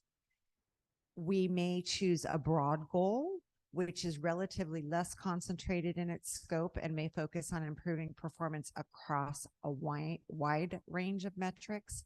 Or we might choose to have a maintenance of progress goal. And that would be actions that may be ongoing without significant changes and allows the LEA to track performance on any metrics not addressed in the other goals of the LCAP. Again, a lot of information, a lot of change under the goals that we ourselves as a team will have to understand what makes sense to be a focus goal, what makes sense to be a broader goal, so more specific goal, a broader goal, or the maintenance of a progress goal where we're just monitoring. Right now we have one kind of goal, and where we do a lot of this work currently is in the action steps. So it's a little blending of action steps and the goals. And then we do have to explain why the goal was identified. So we have to explain why we chose to prioritize the goal. We have to provide an explanation that it's based on dashboard data or other local data. So we don't get to choose a goal just because we like a goal. We actually have to link it to data and reasons. We have to describe how the LEA identified this goal for focusing attention, including relevant consultation with our educational partners. So I think I mentioned that a couple months back, where we believed that the template was going to be very much the same, but there were going to be some things we had to do behind the scene and further explanation. So right now we do include the educational partner input, or what we used to call stakeholder feedback. So we do include that, but we don't necessarily say we received this feedback, therefore we created this goal. We talk about the goals, we outline the goals and the action steps, but the section of educational partner input is separate. So it's a big long narrative about the input, and now we actually have to link what input resulted in what goal. So not that it's work that we don't do, it's just now we have to really narrate it, explain it, spell it out. And then we are encouraged to promote transparency and understanding around the decision to pursue a focus goal. And then in addition to this information, the LEA must identify the school or schools to which the goal applies. We have not had to do that in the past. We have said LEA-wide, all students, where if there is a difference, we will have to identify a specific school. Not that I anticipate that to happen. Most of our goals are going to be district-wide. But again, when you think in a larger district where there might be 55 schools, right? We have a neighboring district. They might have different goals for their West Side schools versus their East schools, or maybe they have Title I schools and other schools that do not qualify for Title I, then their goals might be different for those goals. In the case of South Bay, that's probably not going to happen. But I don't know. So we will do the work and find out, right? I think we're needing battery. Action steps. So right now you see the action steps are the bullets on the slides with the goals. So we will provide a brief description of the action. And then this really talks about how we have to explain how each action is directed towards meeting the goals of our unduplicated students. We also have to address foster youth, English learners, low-income students. And so again, it's not that we don't do that now, but we have to actually describe. Currently, we check a box and we will have to describe. And then in addition, there are required action steps. So this is brand new, where LEAs with 30 or more English learners and or 5 or more long-term English learners must include specific actions in the LCAP related to, at a minimum, the language acquisition programs, so our English language development programs and professional development that teachers receive. And then if we have both English learners and long-term, we have to have actions for both. So it's not just actions for English learners. We're not saying multilingual learners, here's our action step, all multilingual learners. We do have to separate out now our multilingual learners or English learners or our long-term English learners. So those that have maintained that status for a long period of time. The LTELs we call, it's abbreviated to LTELs, and that's also on the dashboard. So that is brand new. And I think what I want to point out is that we do have specific action steps for our English learners. What this tells us is that across the state of California, and Superintendent Espinosa and I talked about some of these changes, is that unfortunately it sounds like this may not be happening across the entire state. So that's when they start to make these requirements, you know that this is a problem elsewhere. We get pretty specific, but we will need to get even more specific. As far as the school, the LEA-wide and school-wide actions, again, we will have to explain why any LEA-wide or school-wide action is being provided to, why it's being provided to all students, or if it's going to be provided to only unduplicated students. And then in that difference between why we chose all students versus a specific student group. Right now, we do say whether it's LEA or a specific student group, but we really have to justify why we are using funding for all students versus a specific student group. And then we can see some statements that that a service will help achieve an expected outcome for the goal. And they say without an explicit connection or further explanation, then it's not sufficient. So they're getting really specific on the language. And then simply stating that an LEA has a high enrollment percentage of a specific student group or groups does not meet the increased or improved services standard, because enrolling students is not the same as serving students.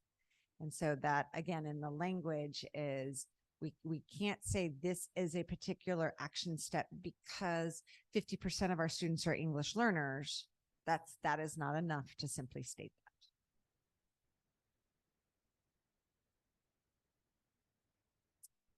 So this is simply a reminder of the LCAP timeline. So we have the new template. We are going to begin in February our input from our educational partners. Actually, probably before that, I know that we're working on a survey to go out in early January so that we can, again, we want to solicit input in as many different forms and avenues as possible.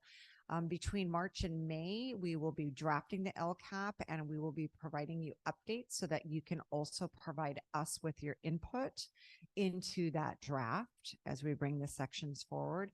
And we'll have our public hearing and adoption of the LCAP in June.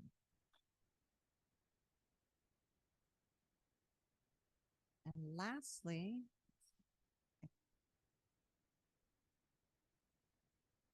nope. Sorry, it's either delayed and it wants to. I think we need a battery. Okay, I have to go back one more. There we go. Nope. Sorry. Future LCAP presentations. So in January, we'll be back up here in front of you to provide the official dashboard indicators for South Bay, for Imperial Beach Charter School and Nestor, because we do have to do that for the two charters, or they have to do that. So we'll be bringing them forward with us. In February, we do have a mid-year update. So we do have to share with you all available outcome data related to the metrics thus far, mid-year expenditures and implementation data on the actions in the current LCAP.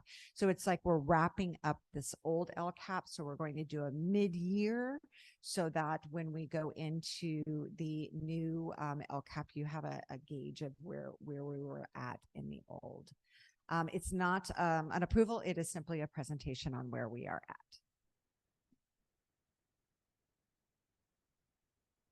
And any questions? We'll open the floor for any questions at this time. This is not an action item, but any questions or comments? Melanie? How much more work is this going to be required of you and your staff? A lot. Because I mean, more work. I hear a lot of it is just going to be Buckle up, team, written right? up differently. But Yes. yeah. And that's really any of the concerns that were coming forward about the template. We understand the desire for transparency, and we understand that there is advocacy for students and for student groups. And so it's really in response to that, making sure that the funding is going to the students who need it the most. So we respect that, and we are on board with that. But yes, it will require extra work.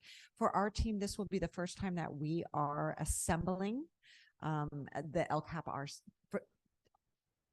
from the inception. So we haven't inherited the current LCAP, and so this will be new work for all of us, but we are up for the challenge. And we look forward to what it means for us as a system to have new goals, new action steps, that will really push us forward, push our students forward, and help them to reach academic achievement and all that you mentioned in your vision, mission, and values. And we're really excited. I turned to the team and said, yes, we've got it, because that's where we need to start.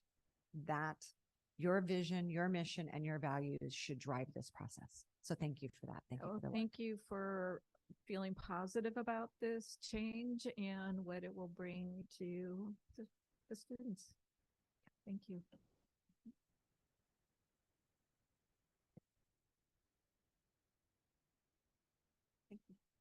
Any further comments? I'm excited. You know I am. I've been waiting for this.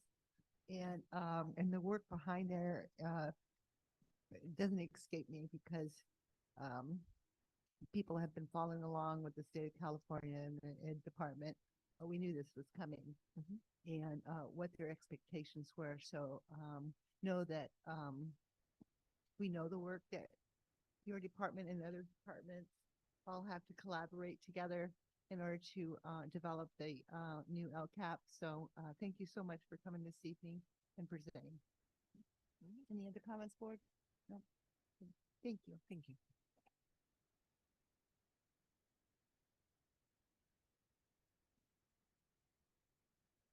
Okay, this is an action item under business services. Item G, first interim fiscal report for 23-24. I'd like to recognize Assistant Superintendent Rigo Laro and Director Joe Ryan this evening for the submission of the positive certification. I have to say this. I'll let you go ahead. Of our first interim fiscal report for 23-24. Thank you for coming tonight. Good evening, President Quinones, Board of Trustees, Superintendent Espinosa, exec team, community members. The first interim is an update of the 23-24 adopted budget and covers the period from July 1st through October 31st. At this time, Director Ryan will present the rest of the report.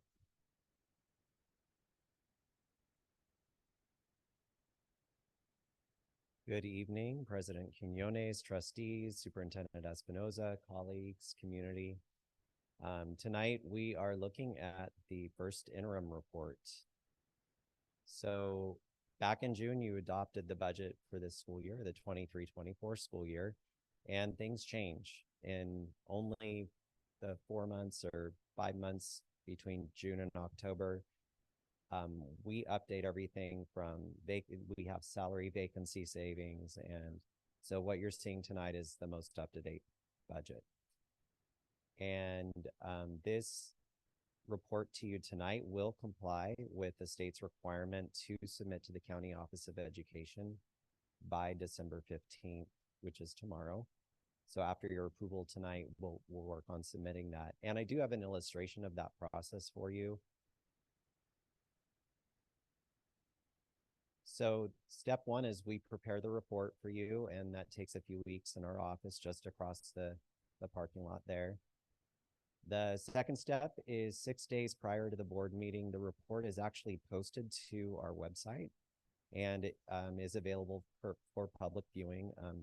The public can also come to my office. We can share the report with them there 6 days prior to the meeting. So there is lots of time for review and consideration of what's the data in the report. Step 3 is what we're doing right now. We present it to you and then hopefully you approve it so that we are then allowed to go to step 4, which is we have the president sign the report and then we submit that to the county office. So we will meet that deadline. Click, click, click, click. Amy could, oh, whoa. Okay, there we go. I think that's the next slide. Yeah.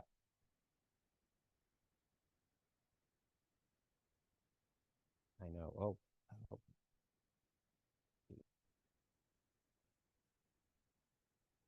That's the one. So that's our annual budget cycle. Has a mind of its own. Oh yeah, absolutely. So at the beginning of this year, the governor presented us with his proposal for the 23-24 budget.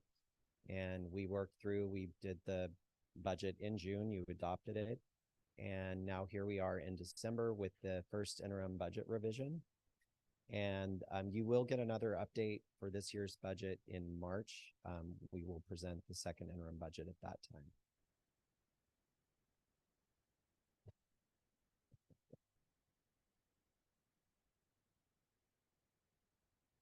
So as President Quinones noted, this will be a positive certification, which means that we can meet our financial obligations this year and the next 2 years.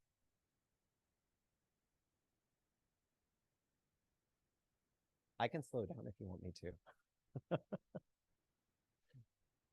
And this is just to say now we're getting into the numbers, so put your math hat on. Oh, thanks. So this is a picture of all of our revenues, unrestricted and restricted. Remember, those restricted funds are those that have special requirements, timelines, and really a lot of strings tied to them. But our unrestricted funds are not that. That's how we pay most of our staff. So in this chart, you'll see that the local control funding formula is primarily our source of revenue. That comes from the state of California, and that's about 65% of our revenues. And then we have our local revenues, our other state revenues, and federal revenues. Oops. I did 2 clicks, so I'm gonna wait and see what. Okay, missed it. All right. So these are our general fund expenditures, again, both unrestricted and restricted, and you can see almost 70% of those sources of funding are spent on salaries and benefits. There in the lower right corner, you can see, it's broken down by certificated staff, classified staff, and benefits. It used to be in this chart, that little tiny slice at the top middle, that capital outlay, that 0.7%. It's very, very small now. It used to be 5%. So we were dedicating a considerable portion of our general fund to pay for our capital facilities needs.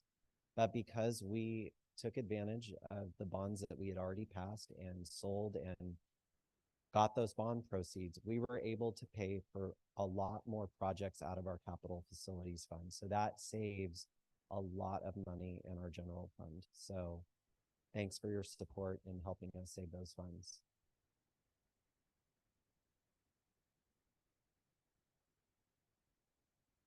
Oh, okay. No. Okay, it's just delayed.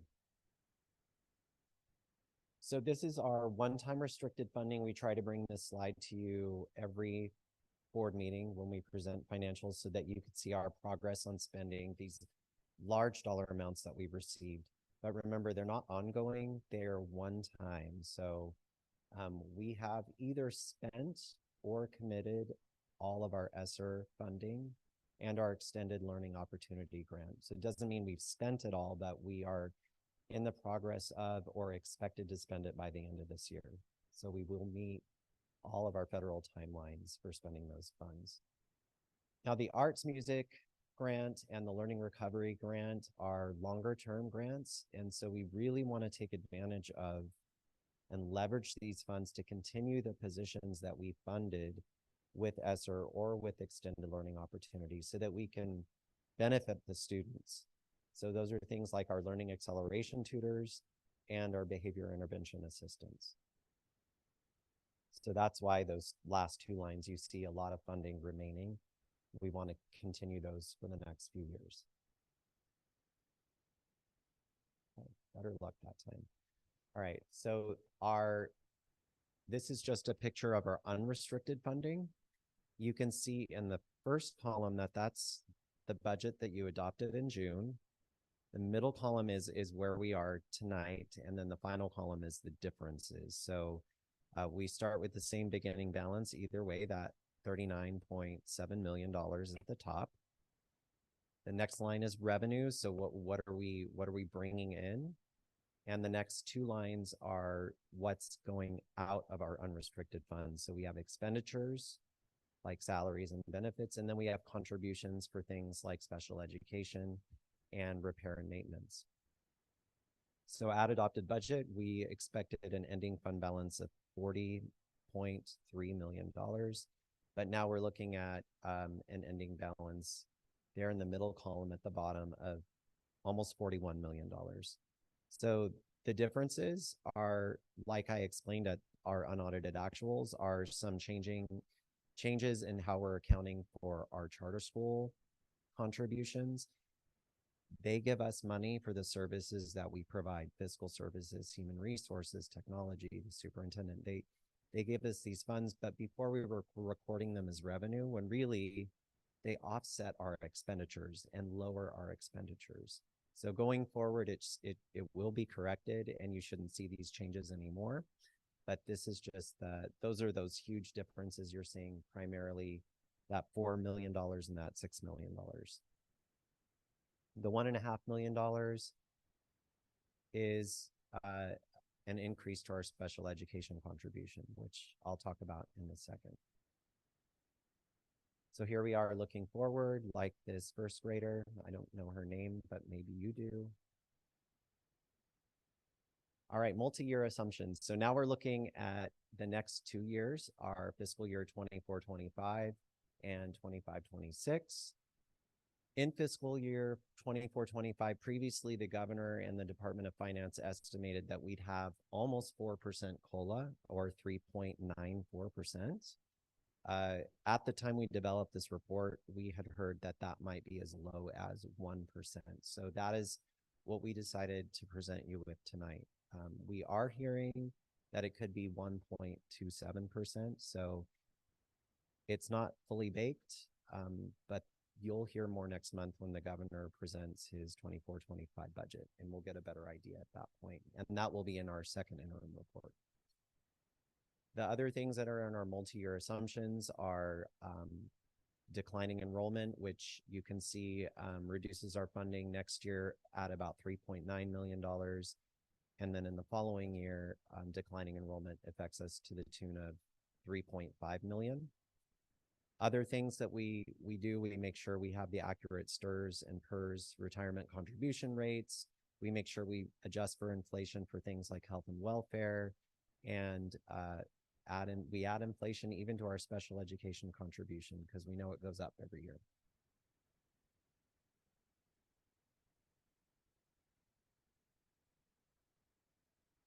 This is just a picture here of our enrollment over a 10-year period from 16-17 and then projected out through fiscal year 25-26, and we are in declining enrollment. So from 16-17 to our current enrollment this year, we are seeing a 30-something% decline, but my clicker's not working. So, 32%, thank you. And then 2 clicks forward, if you wouldn't mind. If you look over the 10-year period, we're seeing a decline of 41%. So some pretty big changes for our district over this 10-year period. So we wanted to show you that a 1% COLA doesn't mean that we get 1% more from the state. That isn't how it works. So because of declining enrollment, we see something different. So in our first fiscal year, in the current fiscal year, our funded ADA is about $4,099, and our funding per ADA is about $14,500. So you see, for this year, we're expected to get $59.7 million. In the next year, due to a combination of declining enrollment and how funded ADA works, our funded ADA will drop. But you'll see, that 1% is included there. So we go from the 14,500 to 14,700. But the math makes it so that we are actually losing $5.5 million in state revenues next year, which is equivalent to a 9% reduction. So that 1% COLA, if you held our enrollment steady and our enrollment didn't change, then yeah, we would see a 1% increase. But because we have declining enrollment, what actually happens is we have a 9% decrease. Don't want to alarm you too much. I know these numbers can be scary, and we just want to give you the accurate information. The other side of it is we do know our governor really supports education, and a lot of times comes through in the end with a higher COLA than maybe what we expected. This year we got a very generous COLA. But we do want you to be aware that while 1% may be the worst case scenario, we're not going to see 8%. But it will be a lot lower than what we've gotten used to the last couple of years. And then we have the 3% inflation every year too that we have to account for. So these are our ending fund balances for for this year and the next 2 years. At the bottom, you'll see that $41 million that we talked about earlier. That is our ending fund balance for this year. And we do have a surplus this year, which is good news. So we're doing really well in the current year. However, with that $5.5 million drop in revenues and increased costs, because our staffing costs will increase every year for step and column, our health and welfare contributions go up every year, our special education contribution goes up every year. So our deficit in the 24-25 year is looking to be about $8.6 million. That deficit is up about $4 million from what we thought it would be at budget. $2 million of that increase in our deficit is due to the reduction in our LCFF funding in that 24-25 year. The other piece of it is an increase to our special education contribution of about $1.5 million. And that's primarily caused by, while we try as hard as we can to recruit and fill vacant positions, reality is there's a real struggle there. So we have to pay staffing agencies. We also have increased settlement costs that we have to cover. And we are responding to the special education study that was done by school services by improving by changing how we fund our instructional assistant positions. And we've offered them, instead of 3.75-hour positions, 6-hour positions, which come with benefits. So that the benefits come at a cost. It's not that the salaries are changing, but the benefits come at a cost for those positions. And then you could see it continues to grow because we lose another $2 million in the LCFF funding in that next year. So those are some pretty big deficits. And I know that leadership is working and the board will be working on addressing these issues as we move forward. So our $41 million breaks down into many different categories, but these are some of the ways that we have decided to assign those ending fund balances. We have our safety and security improvements, which are important to us. We have our technology refresh. We have some protection there for declining enrollment, budget contingencies, and facilities projects. We do have our 5% reserves as well. So just some cautionary notes moving forward. There is a very large state budget deficit at the moment. This $26 billion is just 1 year's worth. Over a 3-year period, the state of California is expecting a $68 billion deficit. So how that affects education will be something to keep our eyes on in the next few weeks. Like I said, the governor is a very big supporter of education, so we hope the impact is limited, but it's something to definitely keep our eyes on. We shared about declining enrollment, so you're aware of that.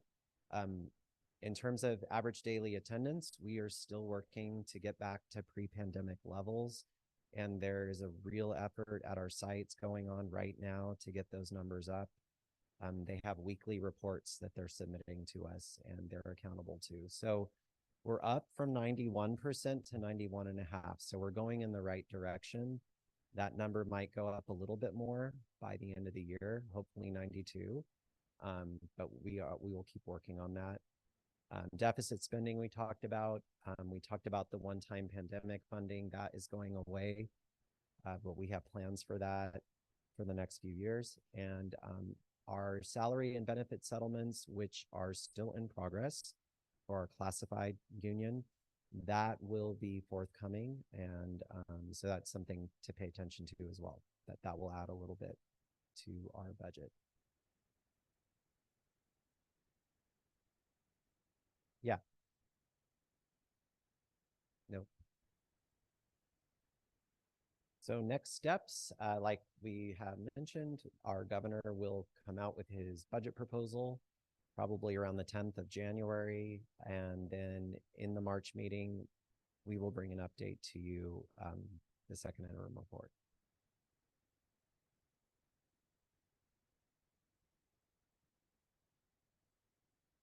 Any questions? Great presentation. Thanks. We'll open the floor to trustees for comments or questions. Could you refresh my knowledge on how the ADA is configured? Sure. So 1 year ago, 3 years. oh, right. Yeah. Okay. Got it. Yeah. So it used to be that we were either funded on current year ADA or prior year, whichever was higher. So you had prior year protection if you were in declining enrollment. Since the budget that was passed last year or the year before, we have had the benefit of 3 prior year ADA average, so that it sort of slows down the impact of that declining enrollment. So one of the years that's dropping off in the LCFF calculation is one of those pandemic years where they said, we're going to give you a hold harmless year. So one of those years is dropping off. So the average is going to eventually catch up to us, but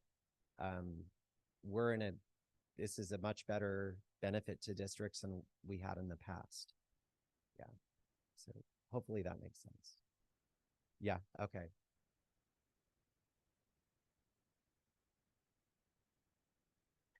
Any other questions or comments from the board?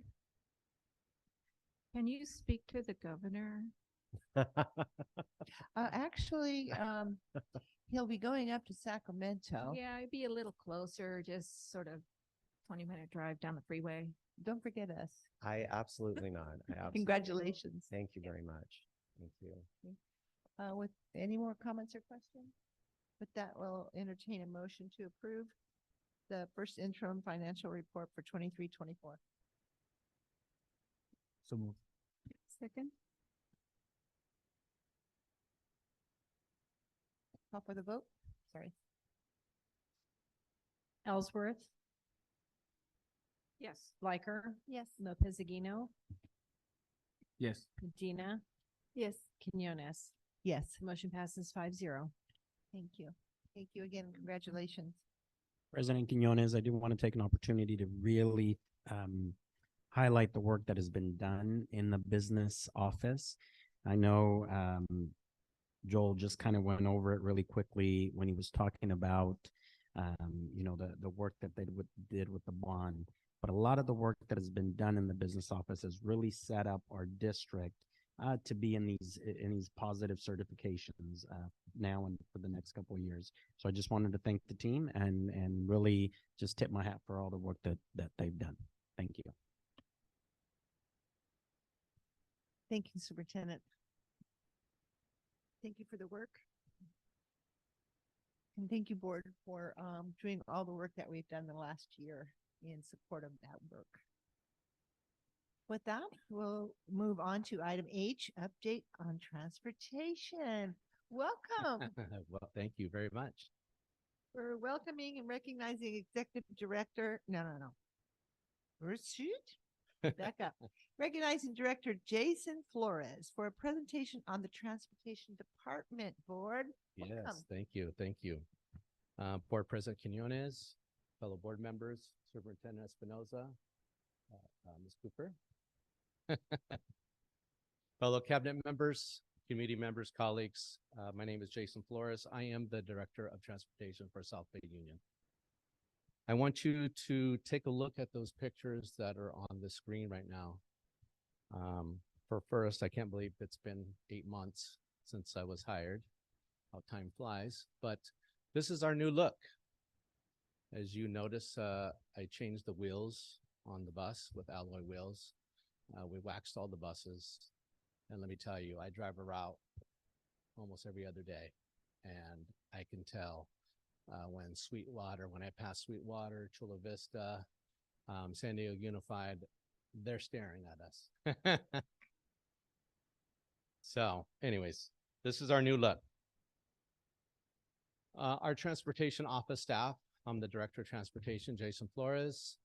Transportation dispatch lead is new, that is Troy Owens. Transportation dispatch technician is Maura Vega, she is also new. Heavy duty mechanic, Carlos Amaya. And our new mechanic, Aaron Pozos, was filled that new position that has been vacant for a long time. Okay. Transportation office schedule. My hours are from 7 to 4. If I drive, obviously I'll be there a lot earlier. That is my direct number. Office hours are from 5:30 a.m. to 5:15 p.m. That's our office number to get a hold of us at any time during those hours. Shop hours are from 6 a.m. to 5 p.m. And that's a shop number to get a hold of Carlos or Aaron. Transportation services. We currently have 15 bus routes and 3 van routes. We transport special education students, regular education students, overflow students, homeless, and foster care.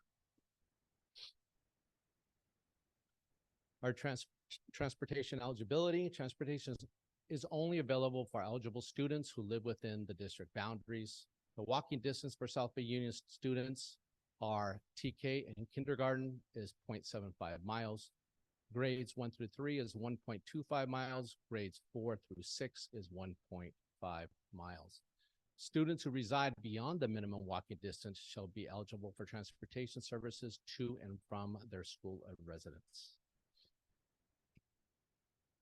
Transportation services provided. We currently transport 226 students in the morning and afternoon. We do not charge our parents for transportation services. We have 17 school bus drivers and 3 van drivers. The 17 is a little off. I just, Abraham, we just hired him. I think he was approved tonight. And also I just hired a new driver from San Diego Unified that I believe was on the board tonight for approval. And his name is Steven. All students that ride the bus must have a bus pass, and we also maintain all district vehicles and trailers. Transportation successes. I did a lot of hiring this year, or in the last 8 months. Transportation dispatch lead, dispatch technician, hired a new mechanic, hired a couple new bus drivers. You guys hired me. And then the chrome wheels on the buses, we waxed all the buses. We moved the wheel stops in the yard to make the yard a little bit bigger.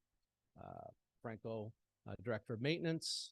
We moved the K-rails that we had the existing old slow fill CNG stations there, which gave us a little bit more room, like roughly 8 feet. We moved those wheel stops out to make the buses, they can maneuver inside the yard a lot better and a lot safer.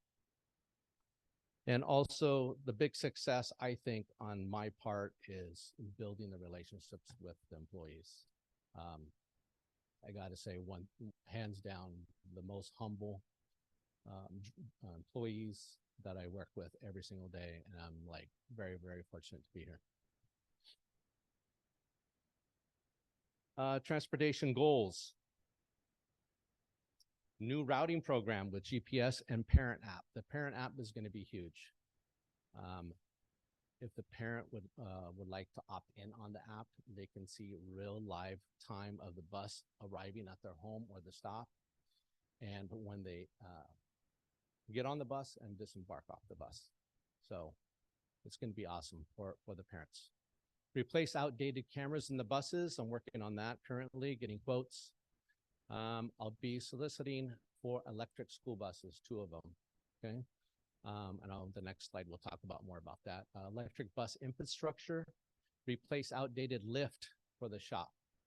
The lift is currently 27 years old, and obviously it's out in the elements from the salt water, so I'm looking at that also, and obviously hiring more bus drivers. The transportation grant opportunities. The current federal EPA deadline is January 31st, 2024, and they're offering $350,000 per bus. That federal EPA grant is for the whole United States. So I've solicited to that particular grant at my previous school districts. It's very competitive, obviously, because we're competing with the whole United States, okay? But I am going to throw our name in the hat, okay? The California HVIP voucher program, that is the hybrid vehicle incentive program voucher. That is current right now. They are giving out $198,000 per voucher. The Cara Moyer program for the San Diego Air Pollution Control District, that's going to come open in April. And that's going to be more for us, and then we'll be able to get those monies from the Air District. And then also California Energy Commission is giving out $3 billion in the next 5 years. I've solicited with CEC before. I was awarded $2.7 million at my previous school district, so I'm very familiar with the California Energy Commission. And just to give you the cost of a new electric school bus, they're going for $500,000 at this time.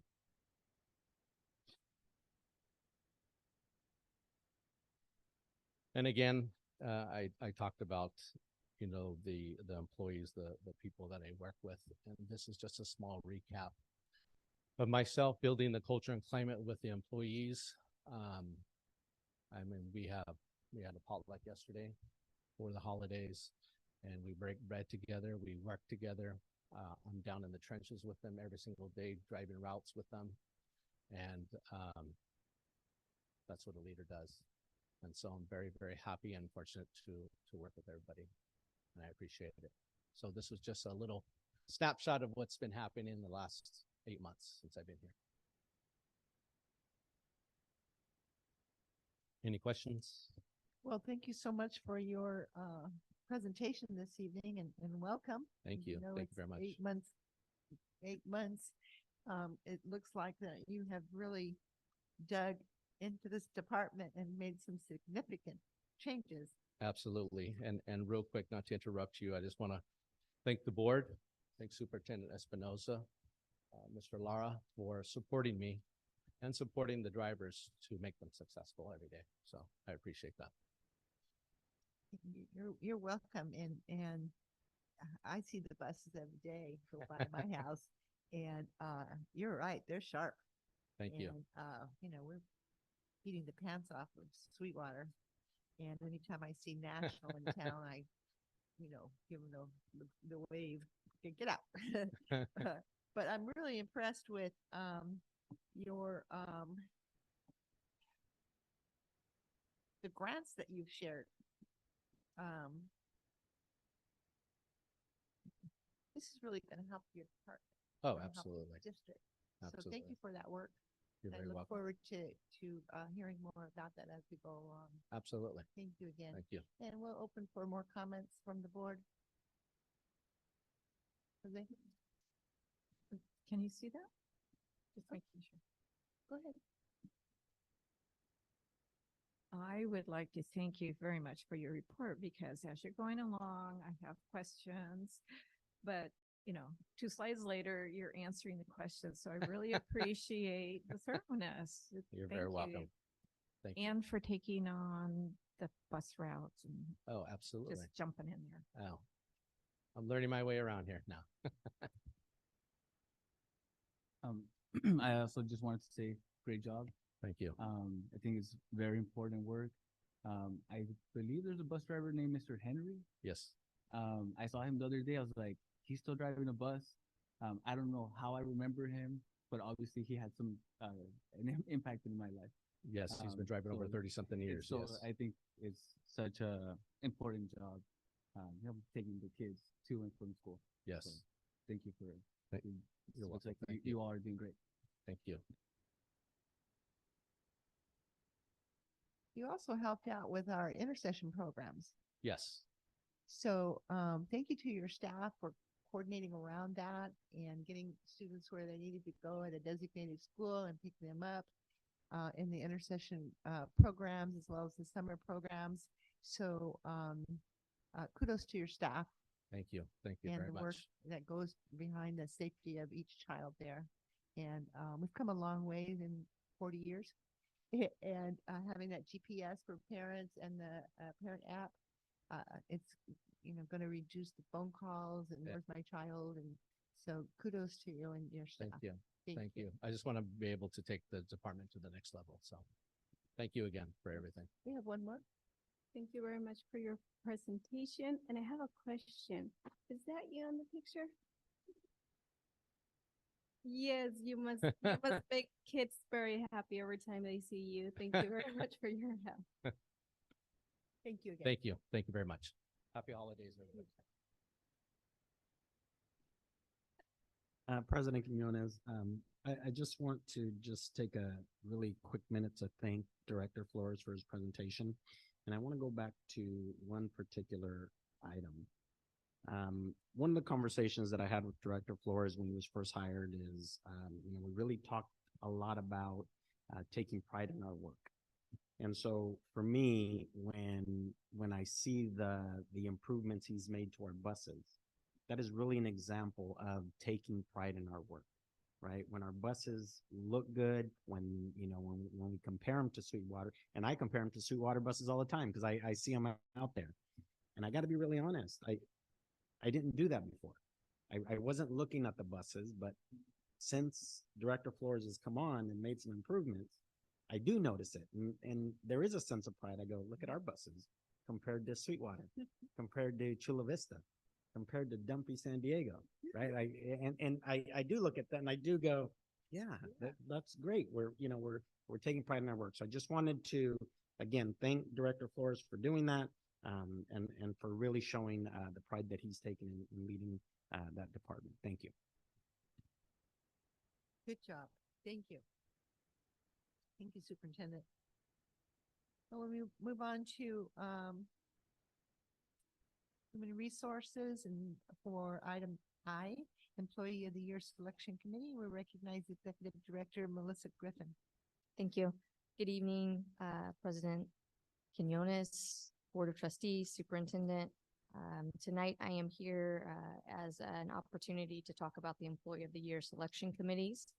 We do this every year as we prepare for the selection of our Employees of the Year. It's a two-step process, and the first step of that process is being here tonight in order to ask for you to recommend two community members to serve on the Employee of the Year selection committees for our certificated and classified staff. And that is work from the board. And tonight we are here asking for those recommendations.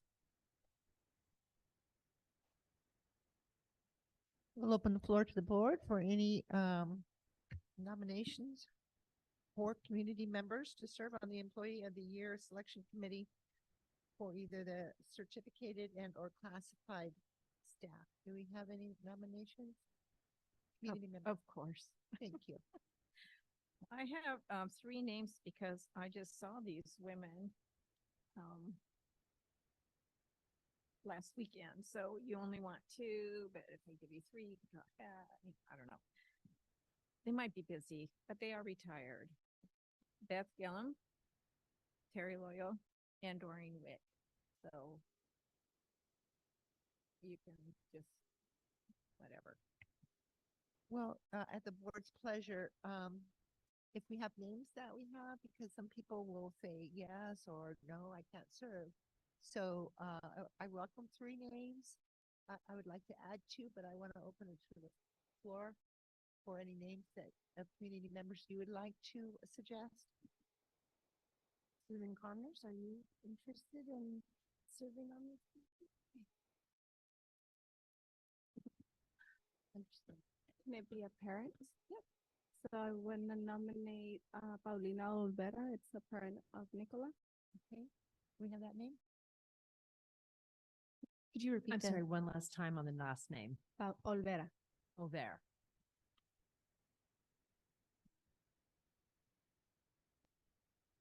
Just for process sake, Paulina is my wife. I don't know if I'm allowed to vote on that. Okay. Oh, well, that's a parent. There's no conflict of interest there because we don't sit on the committee. Yeah. Cool. I'd also like to suggest that we request Jack Fisher for certificated. Jack Fisher for classified and Mitchell McKay for certificated.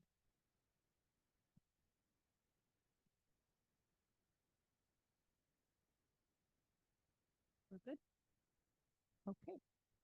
Thank you so much. And I guess we need a motion to approve. Do I hear a motion? Motion to approve.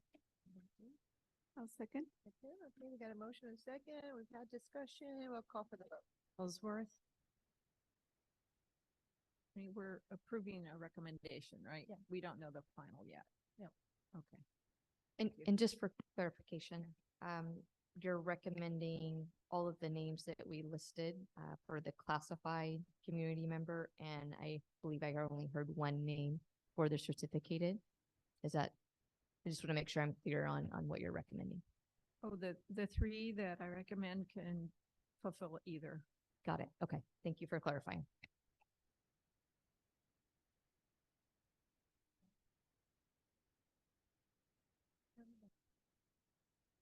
Recommendation for certificated or classified? Huh? Yeah, but which committee?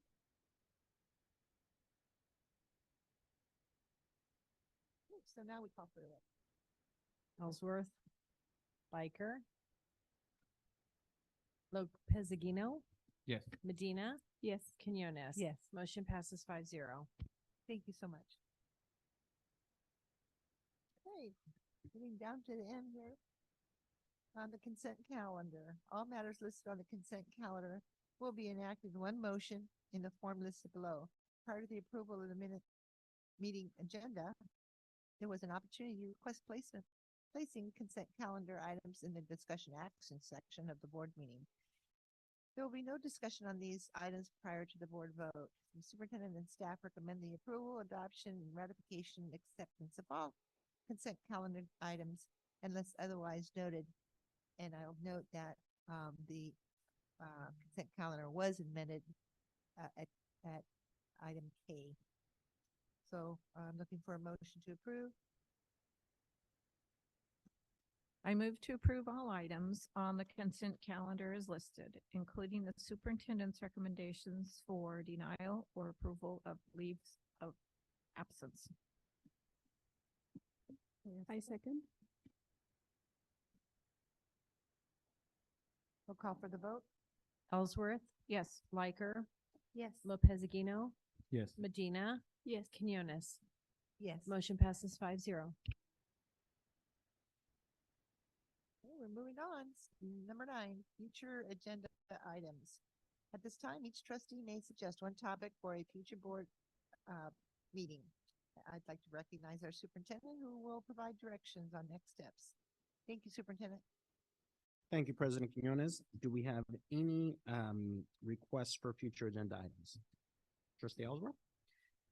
I would like us to look into, consider, rotating board positions. I know, for instance, National City has this going on, and I would like us to look into that, please. Thank you. Oh, and the reason why I'm saying is because it would require bylaws change, so. Anyone else? Hearing none. All right, we'll move on to, let's see here, future agenda items, follow-up. Superintendent? Thank you, Trustee or President Quinones. We have 2 items that were requested previously. One, the first is a presentation on the instrumental music program, and I believe that was requested by President Quinones. So this is your opportunity to, give your reasoning. I'd like a presentation about our instrumental music program and the status. We haven't had a report on the music program in a couple of years. So I'd like the board to support me in requesting a presentation about our instrumental music, how many students participate, do all students have the opportunity to participate, say grade 4 up, and in addition, if there's a component of the intercession program that we have instrumental music, I'd like information about that too at the same time. Okay. So now's the time where the board. I would appreciate that also. Thank you, Melanie. So we need one more. I would like to hear. Yeah, we got 3. Perfect. We will work you. on a way of presenting that to the board. Yeah, and it's not like I want it next week, okay? So we'll work together on that. Yes, you and I will get Thank you. together and work on that piece. All right, the next item, a presentation on consultation committee's plan to support teachers during the transition of English language arts curriculum, and I believe that was Trustee Likert. Yes. I've, heard from different teachers that it's more of like it could be more of a practices type of thing and providing support and resources for our teachers versus adopting brand new curriculums to support them in mostly the reading and the phonics programs. So I would like to hear the transitional ideas of how before we adopt the curriculum.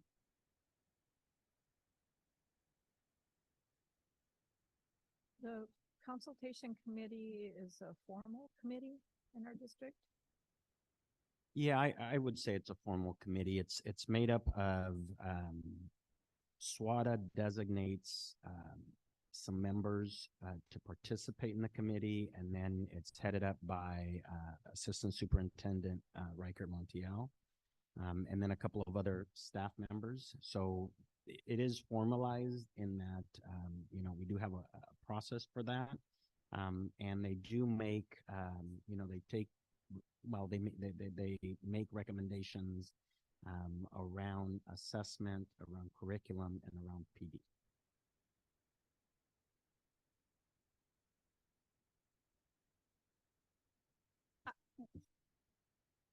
So I had received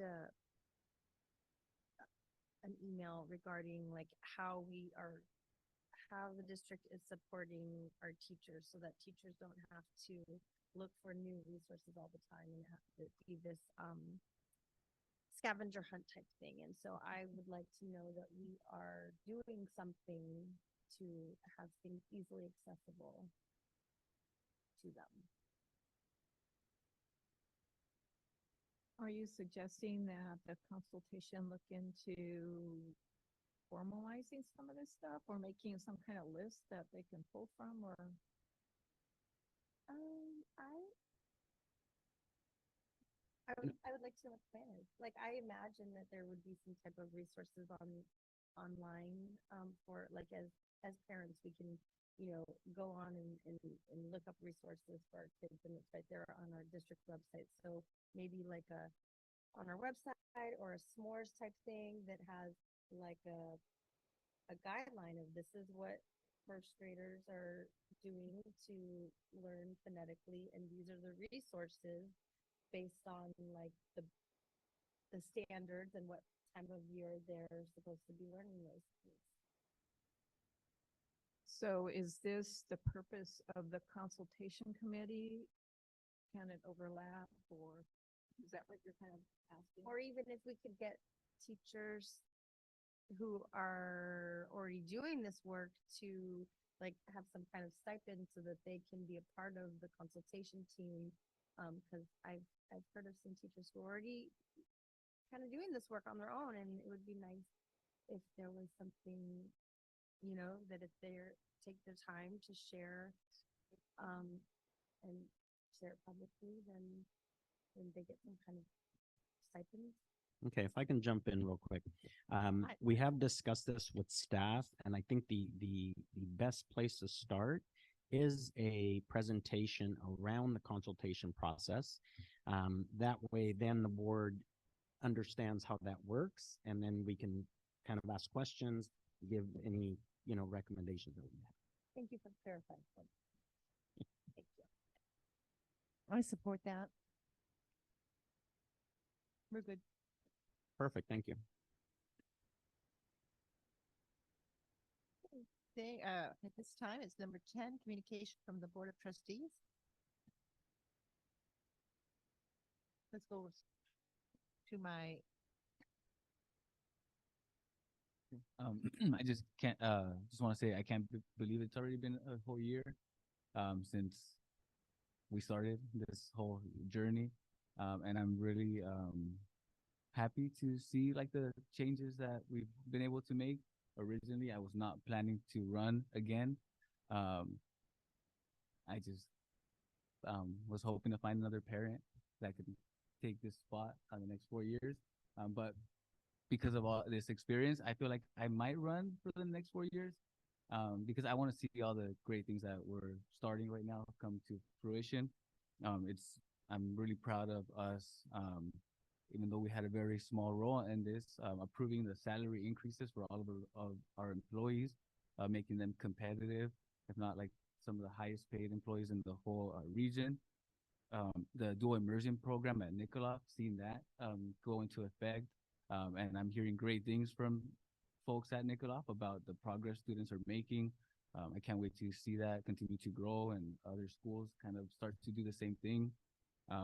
Like I mentioned today, Mendoza having a bilingual principal for the first time ever is huge. Blew my mind when I first heard about that. And then, I'm looking forward to next year and taking on all these issues, addressing the challenges we're having with special education. I know we have a lot of work to do, but I think we have the right people on the board. We're all here for the right reasons, and I'm excited to see all the things that we're going to be able to do together. Like our mission statement says, in partnership with you all and our community. And that's how we're going to get things done. So thanks again for all of your hard work and dedication. And I hope you all have a great break and see you all next year. I want to echo what trustee Aguino just said about the honor that it's been already in my third year being on the board, going on my last year. So I just want to say that one of the biggest things that I've heard about Nicola is having a lot of children being reclassified with this dual immersion program, about 21 if I'm not mistaken, and hearing parents proud saying my child is, well, my son is one of them, but I'm hearing from other parents, my child did not understand hi, bye, and he's in second grade right now and he's getting reclassified. So we're making a change, and I hope all of you see it as a positive change for our children. And we're going to continue to make positive changes for children, our staff, and our community. And thank you for staying so long. I know it's been a long day for you guys. Thank you for being with us, and happy holidays.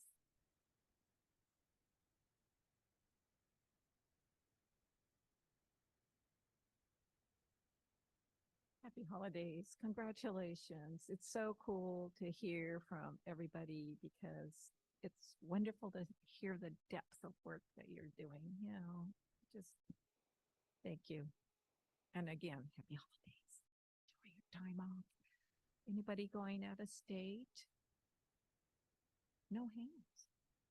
Anyway, see you in January. Thank you all for all of your hard work.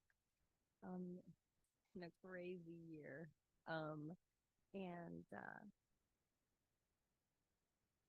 I understand that for many, this isn't the most wonderful time of the year. So I hope that for those of us who are not having the most wonderful time of the year, that this upcoming break and this new year gives us time to slow down for a moment, be thankful for the little things, look forward to growth and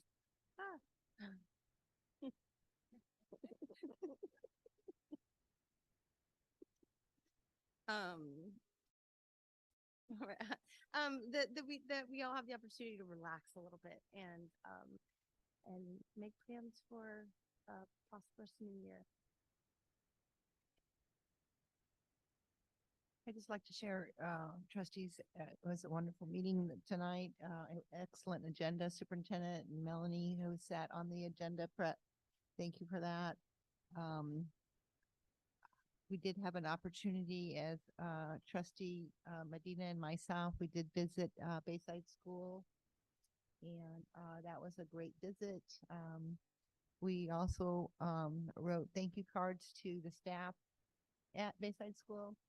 And hopefully that will be a practice going forward, that we leave a little note behind that we were there, and thank them for their work.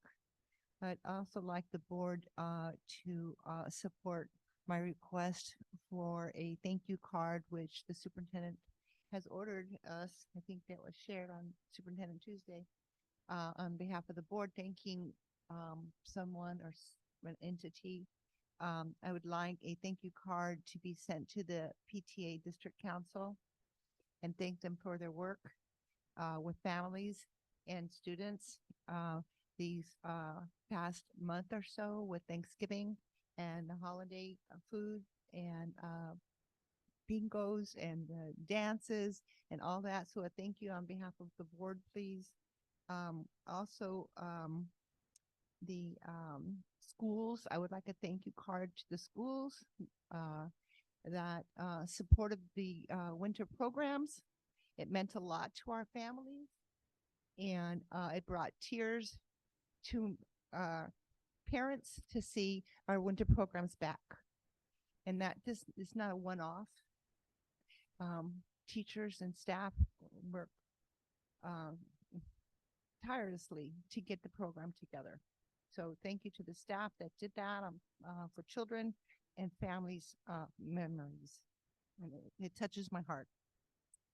Real quickly, thank you, Joel, for your dedication to the South Bay Union School District. Do not be a stranger. Thank you for your work. Congratulations, boards of trustees who graduated the MIG training program. That's 40 hours of coursework. So, January and closing January is our recognition month. It's school board month in January. And so wear your pins that you graduated from MIGs. And we can celebrate next January at our next meeting. And with that, if there's no other comment, we'll close the meeting this evening. It's 8:45. Everybody's good? The meeting's up. Just really quick. Thank you, Amy, for everything you do for us. Oh, yes. And thank you, staff, parents, community, and for all those on Zoom. Happy holidays, and don't forget to kiss the kids. Good night.